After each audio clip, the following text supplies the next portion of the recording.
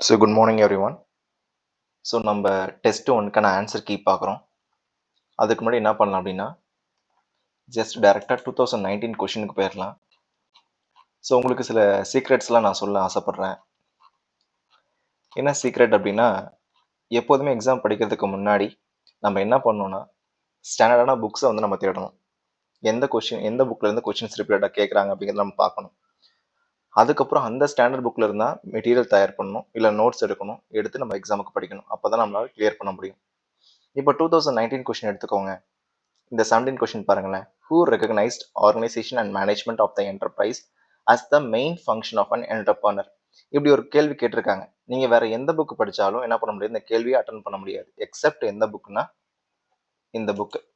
இந்த புக்கு தவிர நீங்க வேற எந்த புக் படிச்சாலும் இதற்கான கேள்வி வந்து நீங்க அட்டன் பண்ண முடியாது. சரிங்களா? இப்போ இங்க என்ன கொடுத்துருக்காங்கன்னா, Alfred Marshall recognized organization and management of the enterprise as the main function of an entrepreneur அப்படின்னு கொடுத்துருக்காங்க. ஓகேங்களா? இதுல என்ன கான்செப்ட் அப்படின்னா, ஏதாவது ஒரு வார்த்தை மாறி இருக்கான்னு பாருங்களேன். ஜஸ்ட் அந்த ஆல்ஃபிரட் மார்ஷலை எடுத்துட்டு ஜஸ்ட் அங்க என்ன பண்ணிட்டாங்க,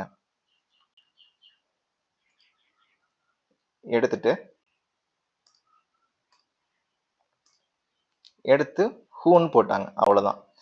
ஆன்சர் வந்து ஆல்ஃபிரட் மார்ஷல். ஓகேங்களா? அதே மாதிரி அடுத்த கொஸ்டின் பாருங்களேன். இப்போ இங்க பாருங்க, it enables a decision maker to be more objective in choosing among alternatives கொடுத்துருக்காங்க. ஸோ இந்த கொஸ்டினை அதே புக்கில் பக்கத்து பேஜ்லேயே என்ன கொடுத்துருக்காங்கன்னா கொடுத்துருக்காங்க. இப்போ இதில் ஏதாவது ஒரு வார்த்தை மாறி இருக்கான்னு பாருங்களேன்.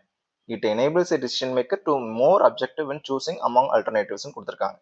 இங்க பாருங்க, அதே மாதிரி தான். It enables a decision maker to be more objective in choosing among ஆல்டர்னேட்டிவ்ஸ்னு கொடுத்துருக்காங்க. இப்போ ஏதாவது ஒரு வார்த்தை மாதிரி இருக்கா? கிடையவே கிடையாது. அப்போ நம்ம என்ன பண்ணணும்னா ஃபர்ஸ்ட் ஸ்டாண்டர்டான புக் பார்க்கணும், அதில் நோட்ஸ் எடுக்கணும், நம்ம கற்றுக்கிட்டோம்.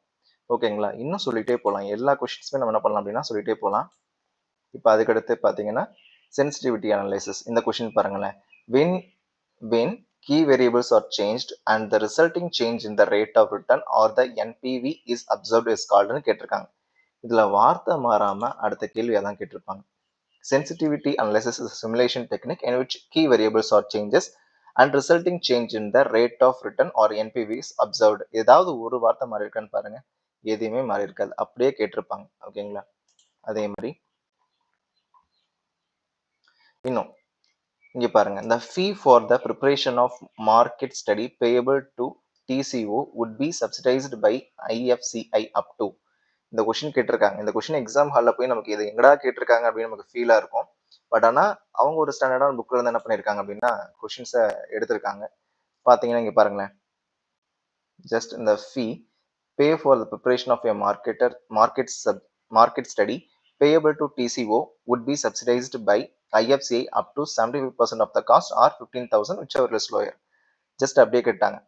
அடுத்த கொஸ்டின் அதே பேஜுக்கு கீழே என்ன பண்ணியிருக்காங்க அப்படின்னா ஒரு கொஸ்டின் கேட்டிருக்காங்க. ஓகேங்களா? அதை அடுத்து நான் காட்டுறேன். 24 இங்க பாருங்க, for the purpose of adoption of indigenous technology the form of subsidies. ஓகேங்களா? இந்த இண்டிஜினஸ் டெக்னாலஜி ஞாபகம் வச்சுக்கோங்க. இங்க டைரக்டா போங்க. இங்க என்ன கொடுத்துருக்காங்க பாருங்க, the indigenous technology can get assistance in the form of subsidy covering the interest payment due to IFCI during the first 3 years of operation of the project subject to the ceiling of rupees 5 lakh a year னு கொடுத்துருக்காங்க. ஓகேங்களா? அவ்வளவுதான், ரொம்ப simple. இங்க பாருங்க, கொஸ்டினை பாருங்களேன். Answer என்னங்க? Assistance in the form of interest payment due to IFCI for first 3 years. இங்க பாருங்க, interest payment due to IFCI during the first 3 years. அவ்வளோதான் ஆன்சர். அப்போ ஸ்டாண்டர்டான புக் எடுக்கணும். அதில் வெரி ஃபர்ஸ்ட் லைன் தான் எப்போதுமே யூஸ்வலாக கொஸ்டின்ஸ் எடுக்கிறாங்க. ஸோ அந்த வெரி ஃபர்ஸ்ட் லைன் நம்ம நல்லா தெளிவாக படிச்சுக்கணும். சரிங்களா?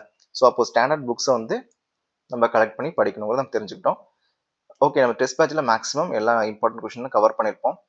நீங்கள் எக்ஸ்ட்ரா வந்து உங்களோட சோர்ஸ் இருந்துச்சுனாலும் அதையும் படிச்சுக்கோங்க. பட் வந்து தேவையில்லாத புக்ஸை படிக்காதீங்க. ரொம்ப ஸ்டாண்டர்டான புக்ஸை படிங்க. ஸ்டாண்டர்டான புக்ஸ் தெரியலனாலும் கேளுங்க, we will guide you. ஓகேங்களா? சரி, வெரி ஃபர்ஸ்ட் கொஸ்டின் போயிடலாம். டைம் வேஸ்ட் பண்ண வேண்டாம், டக்குனே போயிடலாம். ஓகேங்களா? which form of the business organization is characterized by unlimited liability of the owner, direct control and easy of formation? கீழே வந்து ஒரு 4 பிஸ்னஸ் என்டிட்டிஸ் கொடுத்துருக்காங்க. அதுல எந்த பிசினஸ் வந்து ஈஸியா ஃபார்ம் பண்ணிக்கலாம், அன்லிமிட்டட் லைபிலிட்டி இருக்கு, டைரக்ட் நம்மளால கண்ட்ரோல் பண்ண முடியும் அப்படின்னு கேட்டிருக்காங்க. ஜாயிண்ட் ஸ்டாக் கம்பெனி அன்லிமிட்டட் லைபிலிட்டியா? அங்க லிமிட்டட் லைபிலிட்டி. அப்ப அது வரதுக்கான வாய்ப்பு கிடையாது. பார்ட்னர்ஷிப்ல அன்லிமிட்டட் லைபிலிட்டி தான். ஓகேங்களா? ஆனா ஈஸியா ஃபார்மேஷன் இருக்குமா அப்படின்னா டைரக்ட் கண்ட்ரோல் இருக்குமான்னு இருக்காது. ஏன்னா நிறைய பார்ட்னர்ஸ் இருப்பாங்க. ஓகேங்களா? இதே சோல் ப்ராப்பர்ட்டிஸ்ல எடுத்துட்டீங்கன்னா நான் ஒரே ஒரு ஆள் மட்டும் தான். அப்போ நான் என்ன பண்ணிக்கலாம், டைரக்டா நான் கண்ட்ரோல் பண்ணிக்கலாம். ஓனர் நான் தான். அதே மாதிரி என்னால ஈஸியா ஃபார்ம் பண்ணிக்க முடியும். லோ கேபிட்டல் இருந்தா போதும். அதே மாதிரி என்னுடைய பொறுப்பு மட்டும் என்னன்னா அன்லிமிட்டட் லைபிலிட்டி. என்னுடைய இப்போ நான் எனக்கு பிசினஸ் ரன் பண்ணி கடன் வந்துருச்சுன்னா என்னுடைய சொந்த சொத்துக்களும் பிசினஸுக்கு பொறுப்பாகும் அப்படின்னு சொல்றாங்க. இதான் வந்து கான்செப்ட். ஓகேங்களா? அப்போ ஆப்ஷன் என்னங்க, சோல் ப்ராப்பர்ட்டிஷிப் தான். ஈஸியா ஃபார்ம் பண்ணிக்கலாம். என்னால நான் டைரக்டா கண்ட்ரோல் பண்ண முடியும். ஓனர் நான் தான். எனக்கு அன்லிமிட்டட் லைபிலிட்டி இருக்கு. ஸோ இதெல்லாம் இருக்கக்கூடிய ஒரே கேரக்டரிஸ்டிக்ஸ் என்னன்னா சோல் ப்ராப்பர்ட்டிஷிப். சரி, எக்ஸ்ட்ரா நம்ம எழுதியிருக்கோம் பாத்தீங்களா? அந்த விஷயத்துக்கு என்ன பண்ணீங்க அப்படின்னா கண்டிப்பா பாத்துக்கோங்க. இதே மாதிரி நீங்க ஜெராக்ஸ் போட்டுக்கோங்க. ஜெராக்ஸ் போட்டுட்டு படிச்சுக்கோங்க. இப்போ பார்ட்னர்ஷிப் அப்படின்னு பாத்தீங்கன்னா பார்ட்னர்ஷிப்ல ரொம்ப முக்கியம் என்னன்னா செக்ஷன் 4 கண்டிப்பா கேட்கலாம். அந்த லைன்ஸை கொடுத்துட்டு இது எந்த செக்ஷன் ஆஃப் பார்ட்னர்ஷிப் ஆக்ட் அப்படின்னு கேட்கலாம். செக்ஷன் 4ல என்ன சொல்லியிருப்பாங்க அப்படின்னு பாத்தீங்கன்னா அக்ரிமெண்ட் பிட்வீன் பர்சன்ஸ், ஓகேங்களா, ரிலேஷன்ஷிப் பிட்வீன் பர்சன்ஸ் அப்படின்னு ஆரம்பிச்சு carried on by all or any of them acting for ஆல்னு முடிச்சிருப்பாங்க. ஸோ இப்படி முடிச்சிருந்தாங்கன்னா அது செக்ஷன் 4 ஆஃப் பார்ட்னர்ஷிப் ஆக்ட் தான். ஓகேங்களா? அதாவது ஒண்ணுமே கிடையாது. பார்ட்னர்ஷிப் அப்படிங்கிறது ரிலேஷன்ஷிப் பிட்வீன் பர்சன்ஸ். அவங்களுக்கு என்ன பண்ணிப்பாங்க அப்படின்னா ப்ராஃபிட்ஸை ஷேர் பண்ணிப்பாங்க. அதே மாதிரி பிசினஸ் எப்படி வந்து ரன் பண்ணுவாங்க அப்படின்னா எல்லாரும் சேர்ந்து ரன் பண்ணுவாங்க. அப்படி இல்லைன்னா அந்த பார்ட்னர்ஸ்ல யாராவது ஒருத்தர் எல்லாத்துக்கும் முன்னாடி இருந்து அந்த பிசினஸை ரன் பண்ணுவாரு அப்படிங்கிறதா இதனுடைய கான்செப்ட். ஓகேங்களா? அதுக்கடுத்து இந்த ஆப்ஷன், இந்த கொஸ்டினுக்கான ஆன்சர் என்னது, சோல் ப்ராப்பர்ட்டிஷிப்னு பார்த்தோமா? ஸோ அது சம்பந்தமா வேற என்ன கொஸ்டின்ஸ் கேட்கலாம்? வேற என்ன கொஸ்டின்ஸ் கேட்கலாம்னா one man control is the best in the world when he is capable of doing anything அப்படின்னு ஒரு ஸ்டேட்மெண்ட் இருக்கு. அந்த ஸ்டேட்மெண்ட் ரிப்பீட்டடா நிறைய எக்ஸாம்ஸ்ல கேட்குறாங்க. ஸோ அந்த கோட்டை யார் சொன்னதுன்னா WR பேசட் அப்படிங்கிறவர் தான் சொல்லியிருக்காரு. அதுக்கடுத்து பேசட் தான் சொல்லியிருக்காரு. ஓகேங்களா? அதுக்கடுத்து soul trader ones all and risks all. இந்த மாதிரி ஓன்ஸ் ரிஸ்க்ஸ் இப்படி வந்துருக்கு பாத்தீங்களா? இந்த சவுண்ட் இஸ் சவுண்ட் வருது பாத்தீங்களா? அப்படின்னா OS. ஓகேங்களா? Ones all and risks all. அவரு தான் சோல் ட்ரேடரா இருக்கிறவர். எல்லா லாபத்தையும் அவரே எடுத்துப்பாரு. அதே மாதிரி ரிஸ்க் எல்லாத்தையும் அவரே எடுத்துக்கிறாரு. Owns all and risks all. OS Gerstenberg அப்படிங்கிறவர் இந்த ஸ்டேட்மெண்ட் சொல்லியிருக்காரு. இது CD பாலாஜி புக்ல இருக்குங்க. ரொம்ப important. It is the oldest and simplest form of business organization சொன்னது யார் அப்படின்னு பாத்தீங்கன்னா கிம்பால். இதெல்லாம் வந்து ரிப்பீட்டடா கேட்கிற ஸ்டேட்மெண்ட். அதனால நல்லா படிச்சுக்கோங்க. ஓகேங்களா? சரி, இதே கொஸ்டின்ல அடுத்து நம்ம போக வேண்டாம். அடுத்த கொஸ்டின் போறதுக்கு முன்னாடி இது சம்பந்தமா இருக்கக்கூடிய எல்லா விஷயத்தையும் நம்ம பார்த்துடணும். ஓகேங்களா? சரி, அதுக்கடுத்து பாருங்களேன். இப்போ சோல் ப்ராப்பர்ட்டிஷிப் நம்ம பார்த்துட்டோம். இப்போ ஃபார்ம்ஸ் ஆஃப் பிசினஸ்ல சோல் ப்ராப்பர்ட்டிஷிப் பார்த்துட்டோம்.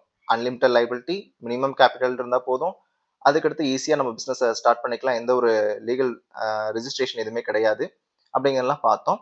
அதுக்கடுத்து பார்ட்னர்ஷிப், கூட்டாண்மை இருக்கு பாத்தீங்களா? இந்த கூட்டாண்மையில மினிமம் எத்தனை பேர் இருக்கணும்? 2 பேர் இருக்கணும்.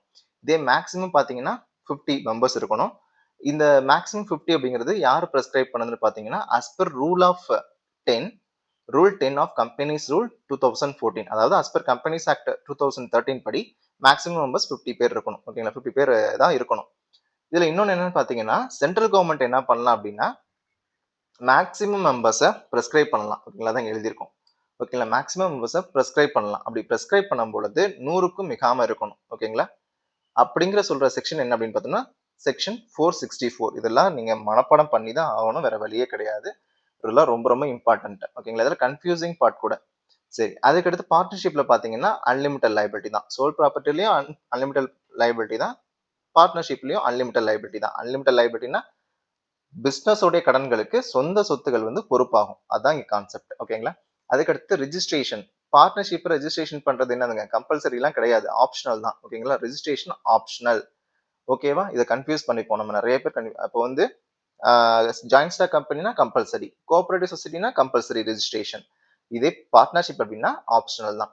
அதே மாதிரி இந்த ரெஜிஸ்ட்ரேஷன் பண்ணாதனால என்ன விளைவுகள் அப்படிங்கிற ஒரு கொஸ்டின் கேட்கலாம் கண்டிப்பா. ஸோ என்ன பண்ண முடியாது அப்படின்னா இப்போ 100 ரூபாய்க்கு மேல இருக்கக்கூடிய எந்த ஒரு அமௌண்ட்டையும் நம்ம என்ன பண்ண முடியாதுன்னா கேஸ் போட்டு நம்ம கிளைம் பண்ண முடியாது. அதே மாதிரி நம்ம கேஸ் மேலையும் போட முடியாது.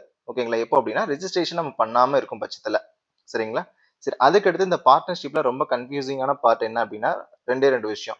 Partners by estoppel, partners by holding out. இந்த பார்ட்னர்ஸ் பை எஸ்டோப்பல் அப்படிங்கிறது என்ன அப்படின்னா, ஒரு ஒரு பார்ட்னர்ஷிப் ஃபர்ம்ல ஆக்சுவலா ஒரு பார்ட்னர் கிடையாது. ஓகேங்களா? ஆனா அவரு என்ன பண்ணியிருக்கிறாருன்னா, பப்ளிக்கிட்ட நான் ஒரு பார்ட்னர் அந்த ஃபர்ம்ல நான் ஒரு பார்ட்னர் அப்படிங்கிறத அவரு ரிஜிஸ்டர் சொல்றாரு.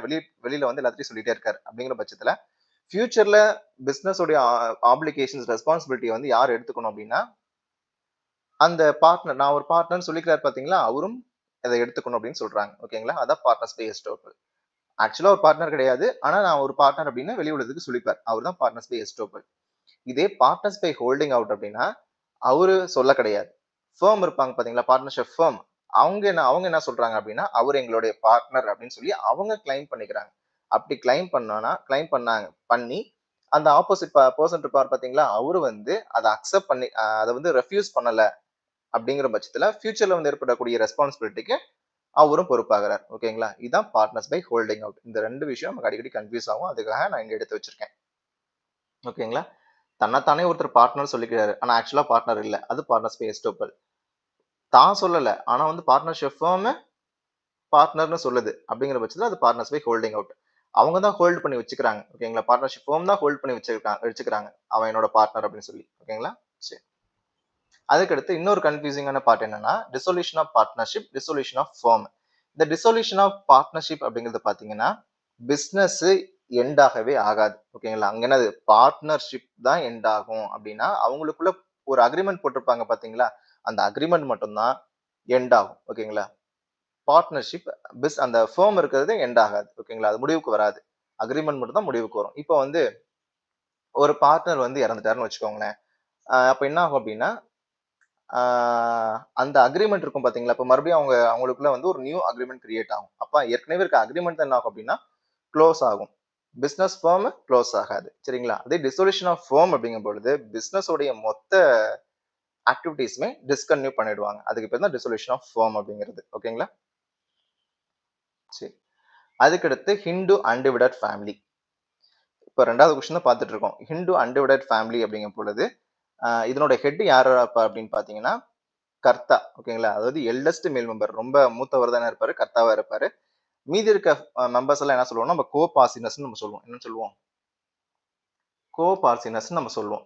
இப்போ இந்த ஹிந்து அன்டிவைடட் ஃபேமிலில நமக்கு 2 விஷயம் தெரியணும். ஒண்ணு என்ன அப்படின்னா, கர்த்தாவுடைய லயபிலிட்டி தான் அன்லிமிட்டட். ஓகேங்களா? கோ பார்சினர்ஸ் உடைய லயபிலிட்டி லிமிட்டட். அவங்க எவ்வளவு தூரம் ப்ராஃபிட்ஸ ஷேர் பண்ணிக்கிறாங்களோ, ஹிந்து அன்டிவைடட் ஃபேமிலி பிசினஸ்ல எவ்வளவு ப்ராஃபிட்ட ஷேர் பண்ணிக்கிறாங்களோ, அது வரைக்கும் தான் அவங்களுடைய ரெஸ்பான்சிபிலிட்டி இருக்கும். பொறுப்பு வந்து செல்லும். ஓகேங்களா? சரி. இப்பயே வந்து இது நமக்கு தெரியும். யாருன்னா எல்டஸ்ட் மெம்பர் தான் என்ன பண்ணிருப்பாரு அப்படின்னா, பிசினஸ ரன் பண்ணுவாரு அப்படின்னு நமக்கு தெரியும். அப்போ ஃபர்ஸ்ட் பாயிண்ட் நமக்கு correct. Hindu undivided family business is managed by the eldest male member known as Karta. Correct தான். The liability of Karta is in a Hindu undivided family is unlimited. Limited கிடையாது. ஓகேங்களா? Actual question படி இது தப்பு. அப்போ unlimited. கோபார்சினஸ் ஓடது limited. ஓகேங்களா? சரி. அதுக்கடுத்து ஒரு ஷார்ட்கட் மட்டும் சொல்றேன். இப்போ இந்த ஹிந்து அன்டிவைடட் ஃபேமிலியை பொறுத்த வரைக்கும் ஒரு 2-3 விஷயத்த நம்ம ஞாபகம் வச்சுக்கணும்.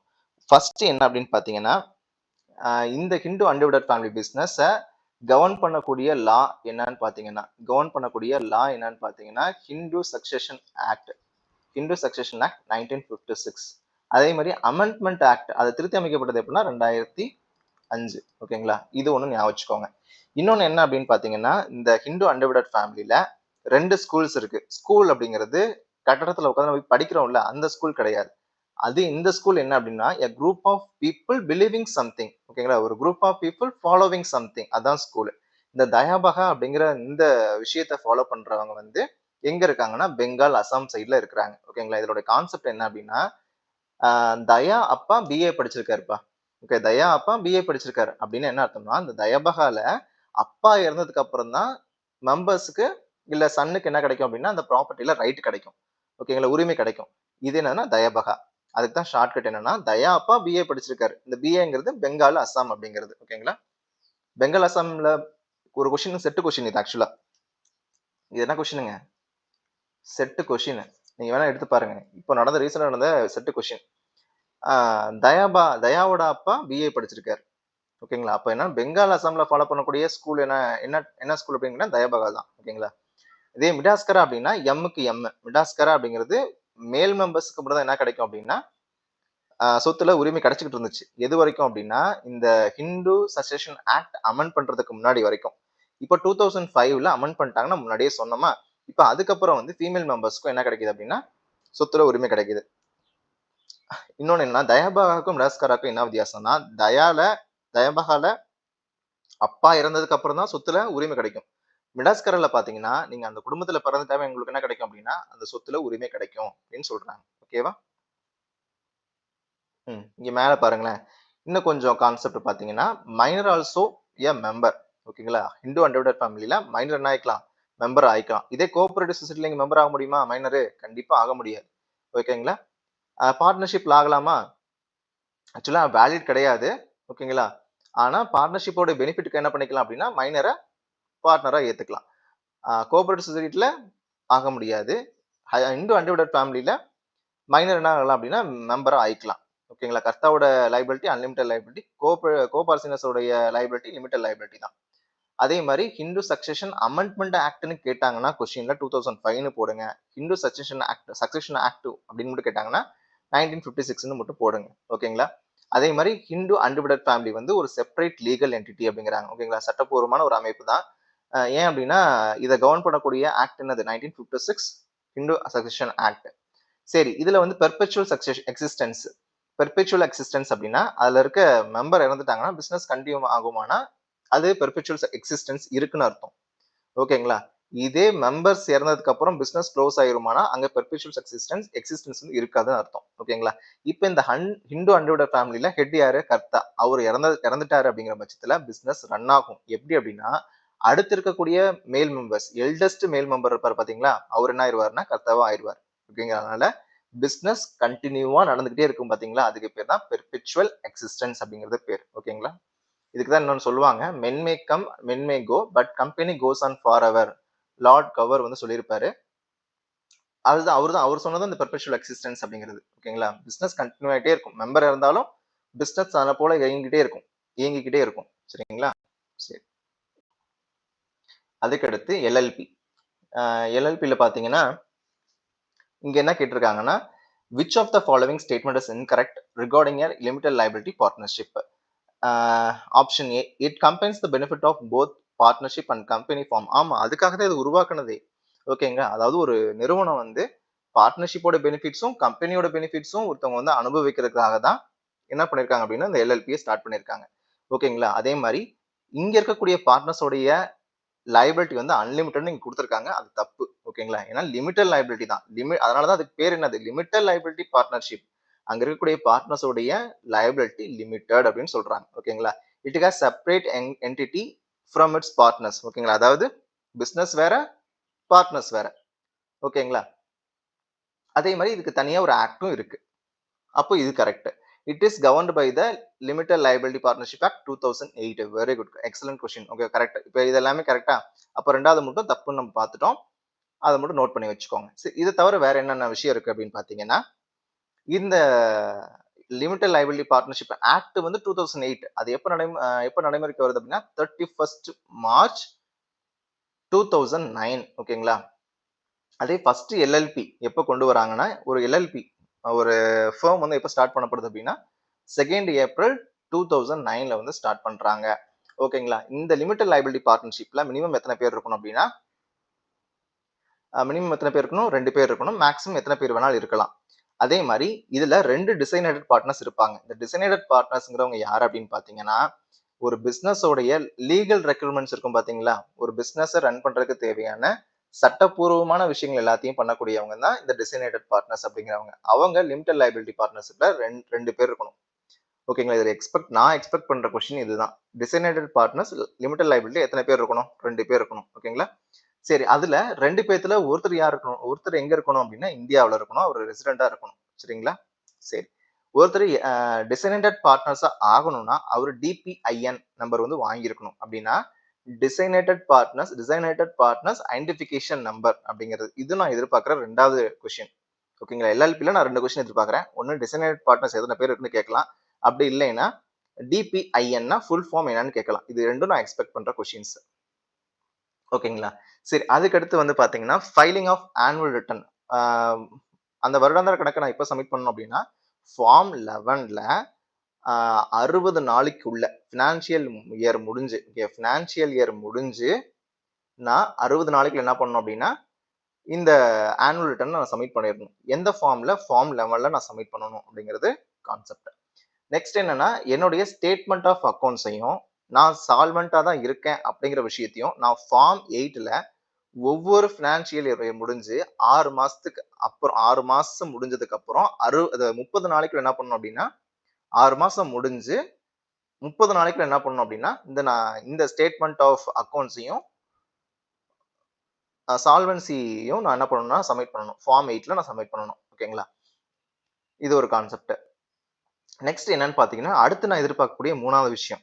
ஓகேங்களா, எப்போ எல்எல்பில ஆடிட் வந்து நெசசரி அப்படின்னு பாத்தீங்கன்னா டேர்ன் ஓவர் 40 லட்சத்துக்கு மேல போகும் பொழுது அல்லது கான்ட்ரிபியூஷன் 25 லட்சத்துக்கு மேல போகும் பொழுது என்னன்னா ஆடிட் ஒர்க் வந்து ரொம்ப இம்பார்ட்டன்ட். ஓகேங்களா, ஆடிட் ஒர்க்கு இம்பார்ட்டன்ட் சொல்றாங்க. Audit work necessary, compulsory. ஓகேங்களா, இதை ஞாபகம் வச்சுக்கோங்க. ஃபைலிங் ஆஃப் ஆனுவல் ரிட்டர்ன்னா 11. ஓகே, ஆனுவல் ரிட்டர்ன் 11 எப்போ within 16 days of end of financial year முடிஞ்சு 60 நாளைக்குள்ள. ஓகேங்களா, சரி. அதுக்கடுத்து இங்க பாத்தீங்கன்னா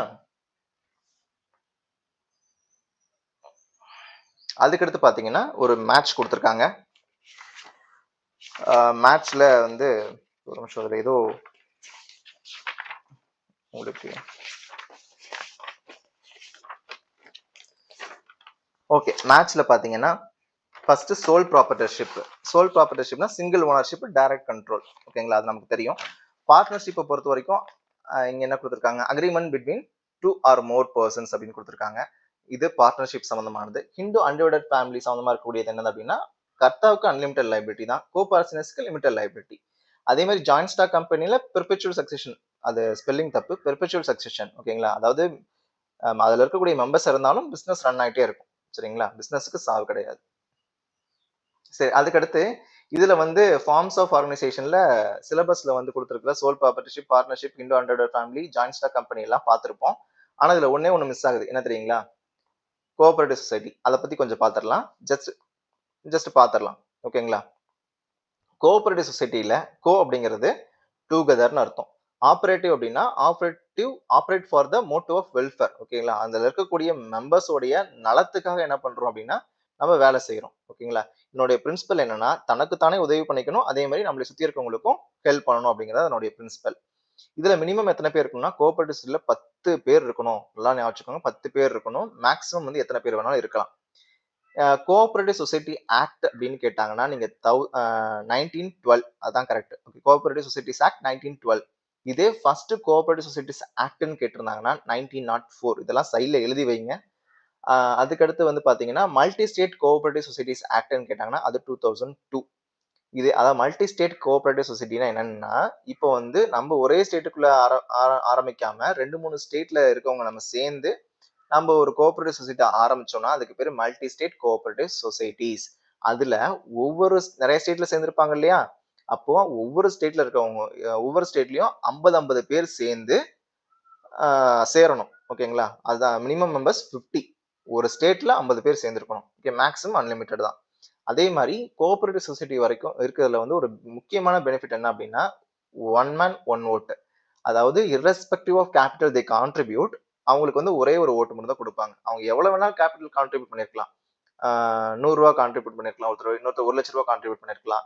அவங்க எவ்வளவு கான்ட்ரிபியூட் 100 ரூபாய்க்கு கொடுத்தவருக்கும் அவருக்கு ஒரு ஓட்டு தான், 1 லட்ச ரூபாய் கொடுத்தவருக்கும் ஒரு ஓட்டு தான். சரிங்களா, அதான் கான்செப்ட். அங்க டெமோக்ராட்டிக்கா இருப்பாங்க. அதே மாதிரி இங்க கோஆபரேட்டிவ் சொசைட்டிஸ் வரைக்கும் யார் ஆடிட் பண்ணுவாங்கன்னா கவர்மெண்ட் தான். Okay, cooperative department of government தான் என்ன பண்ணுவாங்கன்னா ஆடிட் பண்ணுவாங்க. அதுக்கடுத்து மேட்ச் நம்ம பார்த்துட்டோம். அதுக்கடுத்து இருக்க கொஸ்டின்ஸ் என்ன அப்படின்னு பாத்தீங்கன்னா அதுக்கடுத்த கொஸ்டின்ஸ் என்னன்னா ஜாயிண்ட் ஸ்டாக் கம்பெனி. ஓகேங்களா, ஜாயிண்ட் ஸ்டாக் கம்பெனி பொறுத்த வரைக்கும் பிரைவேட்டா இருந்துச்சுன்னா மினிமம் 2 பேர் இருக்கணும். ஓகேங்களா, அந்த பிரைவேட்ல மேக்ஸிமம் எத்தனை பேர் இருக்கலாம்னா 200 பேர் இருக்கலாம். இதெல்லாம் நான் எதிர்பார்க்குற கொஸ்டின்ஸ். அதே மாதிரி பப்ளிக்ல கம்பெனில பாத்தீங்கன்னா 7 பேர் மினிமம், மேக்ஸிமம் வந்து அன்லிமிட்டட். ஓகேங்களா, எந்த ஒரு லிமிட்டடுமே கிடையாது. இதுல நம்மளை கன்ஃபியூஸ் பண்ற மாதிரி சில கொஸ்டின்ஸ் கேட்கணும் அப்படின்னா என்ன கேட்கலாம் அப்படின்னா, எந்த நிறுவனத்துல வந்து ஷேர்ஸ் வந்து டிரான்ஸ்ஃபர் பண்ணிக்கலாம் அப்படின்னு கேட்கலாம். ஓகேங்களா? ஒண்ணு பப்ளிக் லிமிடெட் கம்பெனில ஷேர்ஸ ஃப்ரீயா நம்ம டிரான்ஸ்ஃபர் பண்ணிக்கலாம் ஒருத்தர் இருந்து ஒருத்தர். இதே பிரைவேட் கம்பெனியா இருக்கும்போது ரெஸ்ட்ரிக்டட் டிரான்ஸ்ஃபர் பண்ணவே முடியாது. அதே மாதிரி பிரைவேட் கம்பெனிக்கு ஒரு ரெஸ்ட்ரிக்ஷன் இருக்கு. என்ன அப்படின்னா, ப்ராஸ்பெக்ட்ஸை இஷ்யூ பண்ணி ஷேர்ஸை நம்ம என்ன பண்ண முடியாது, வாங்க வைக்க கூடாது. ஓகேங்களா? cannot invite public to buy shares. ஓகேங்களா? ப்ராஸ்பெக்ட் இஷ்யூ பண்ணக்கூடாது. அதுக்கடுத்து வந்து பாத்தீங்கன்னா, ஒன்னு ஷேரு, இன்னொன்னு ப்ராஸ்பெக்டஸ். அது ரெண்டுமே பார்த்துட்டோமா? அதுக்கடுத்து மினிமம் மெம்பர், மேக்ஸிமம் மெம்பர் பார்த்தாச்சு.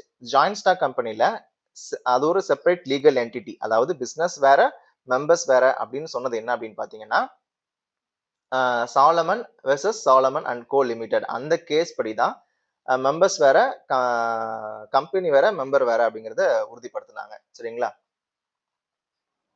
அதுக்கடுத்த கொஸ்டின் வந்து joint stock company. Which of the following is not a disadvantage of a joint stock company அப்படின்னு கேட்டிருக்காங்க. Not a disadvantage. அப்ப அட்வான்டேஜ் என்னன்னு கேட்கறாங்க. ஓகேங்களா? நாட் எ டிஸ்அட்வான்டேஜ் அப்படின்னா டிஸ்அட்வான்டேஜஸ் எல்லாம் கண்டுபிடிங்க. Complex formation procedures. ஆமா, இது ஒரு டிஸ்அட்வான்டேஜ். இது வரதுக்கு வாய்ப்பு இல்லை. Lack of secrecy. ஆமா, அது எல்லாமே ஓப்பன் மெம்பர்ஸ் எல்லாத்துக்குமே தெரியும். அதே வந்து சோல் ப்ராப்பர்ட்டிஷிப்ல சீக்ரசி மெயின்டைன் பண்ண முடியும். இதே ஜாயிண்ட் ஸ்டாக் கம்பெனில சீக்ரசி மெயின்டைன் பண்ண முடியாது. அதே மாதிரி ஓனர் வேற, செப்பரேஷன் ஆஃப் ஓனர்ஷிப் வேற, கண்ட்ரோல் வேற அப்படிங்கிறது எல்லாமே டிஸ்அட்வான்டேஜஸ் தான். அன்லிமிட்டட் லைபிலிட்டி ஆஃப் ஷேர் ஹோல்டர்ஸ்க்கு பாத்தீங்கன்னா அன்லிமிட்டட் லைபிலிட்டியா கிடையாது. ஜாயிண்ட் ஸ்டாக் கம்பெனில எப்போதுமே லிமிட்டட் லைபிலிட்டி தான். ஓகேங்களா? ஷேர் ஹோல்டர் எவ்வளவு ஷேருக்கு கான்ட்ரிபியூட் பண்ணிருக்காங்களோ அது வரைக்கும் தான் அவருடைய லைபிலிட்டி இருக்கும். இப்போ வந்து ஒரு ஷேரோட நான் வந்து ஒரு கம்பெனில ஒரு ஷேர் வாங்கியிருக்கேன். அந்த ஷேரோட வேல்யூ 10 ரூபாய்.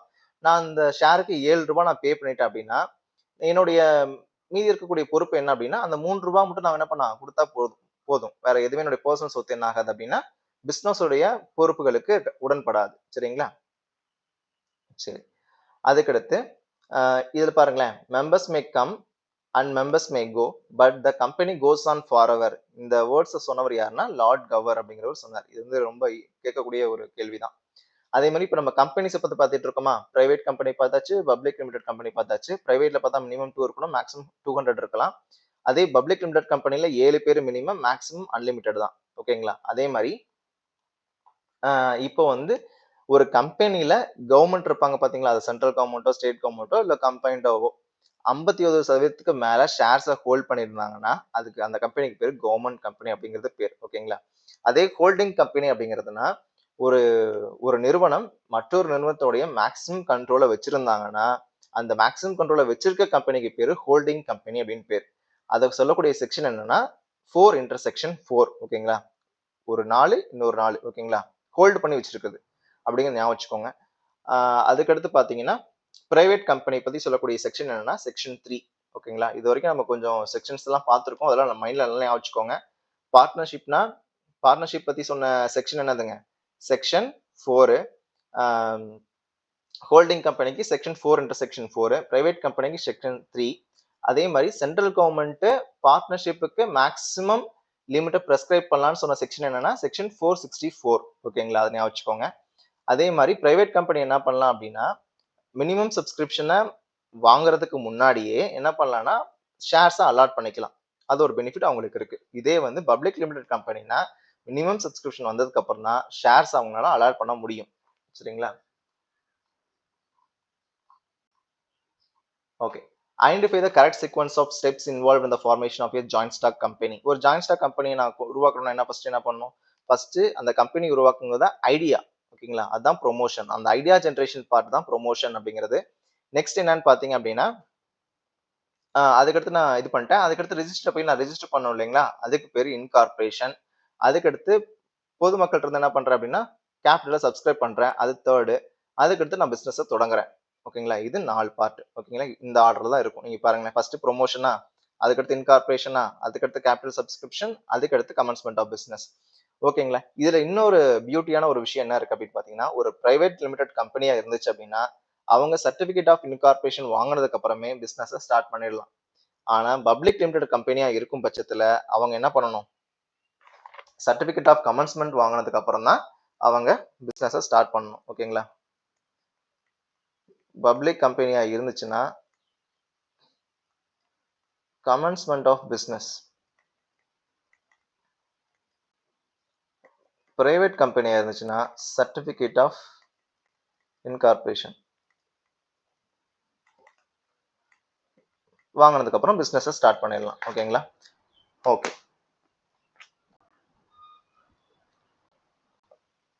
அதுக்கடுத்து செவன்த் கொஸ்டின் என்ன கேட்டிருக்காங்க அப்படின்னா, which type of organization primarily aims at providing service to its members rather than earning profits?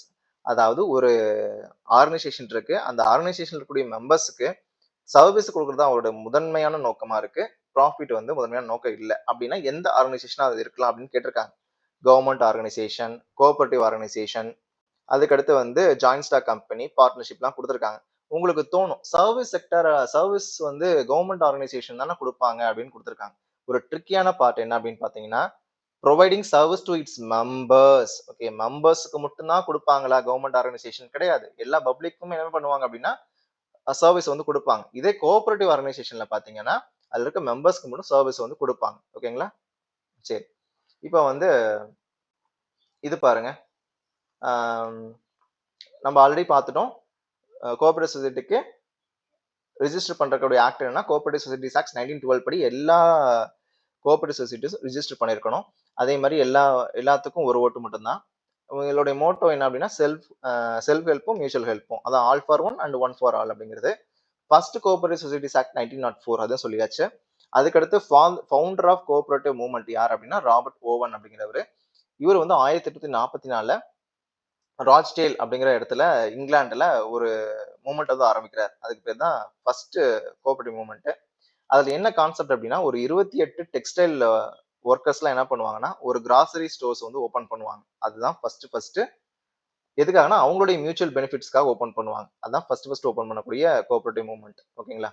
இதுல இன்னொரு கான்செப்ட் என்னன்னா நம்மளை கன்ஃபியூஸ் பண்ற மாதிரி இருக்கக்கூடியது என்ன அப்படின்னா, ஒரு கோஆபரேட்டிவ் ஆர்கனைசேஷன் ஏர்ன் பண்ணக்கூடிய சர்ப்ளஸ்ல 10% மிகாம என்ன பண்ணலாம் அப்படின்னா, அவங்க இருக்க லோக்கல் பீப்புள் இருப்பாங்க பாத்தீங்களா, அந்த லோக்கல் சரௌண்டிங்க்கு என்ன பண்ணலாம், செலவு பண்ணலாம் அப்படின்னு சொல்றாங்க. சரிங்களா? இதெல்லாம் பார்த்தாச்சு ஆல்ரெடி. அதே மாதிரி ஃபர்ஸ்ட் கன்சியூமர் கோஆபரேட்டிவ், இது வந்து சிடி பாலாஜி புக்ல இருக்குங்க, ரொம்ப ரொம்ப இம்பார்ட்டன்டான கொஸ்டின்.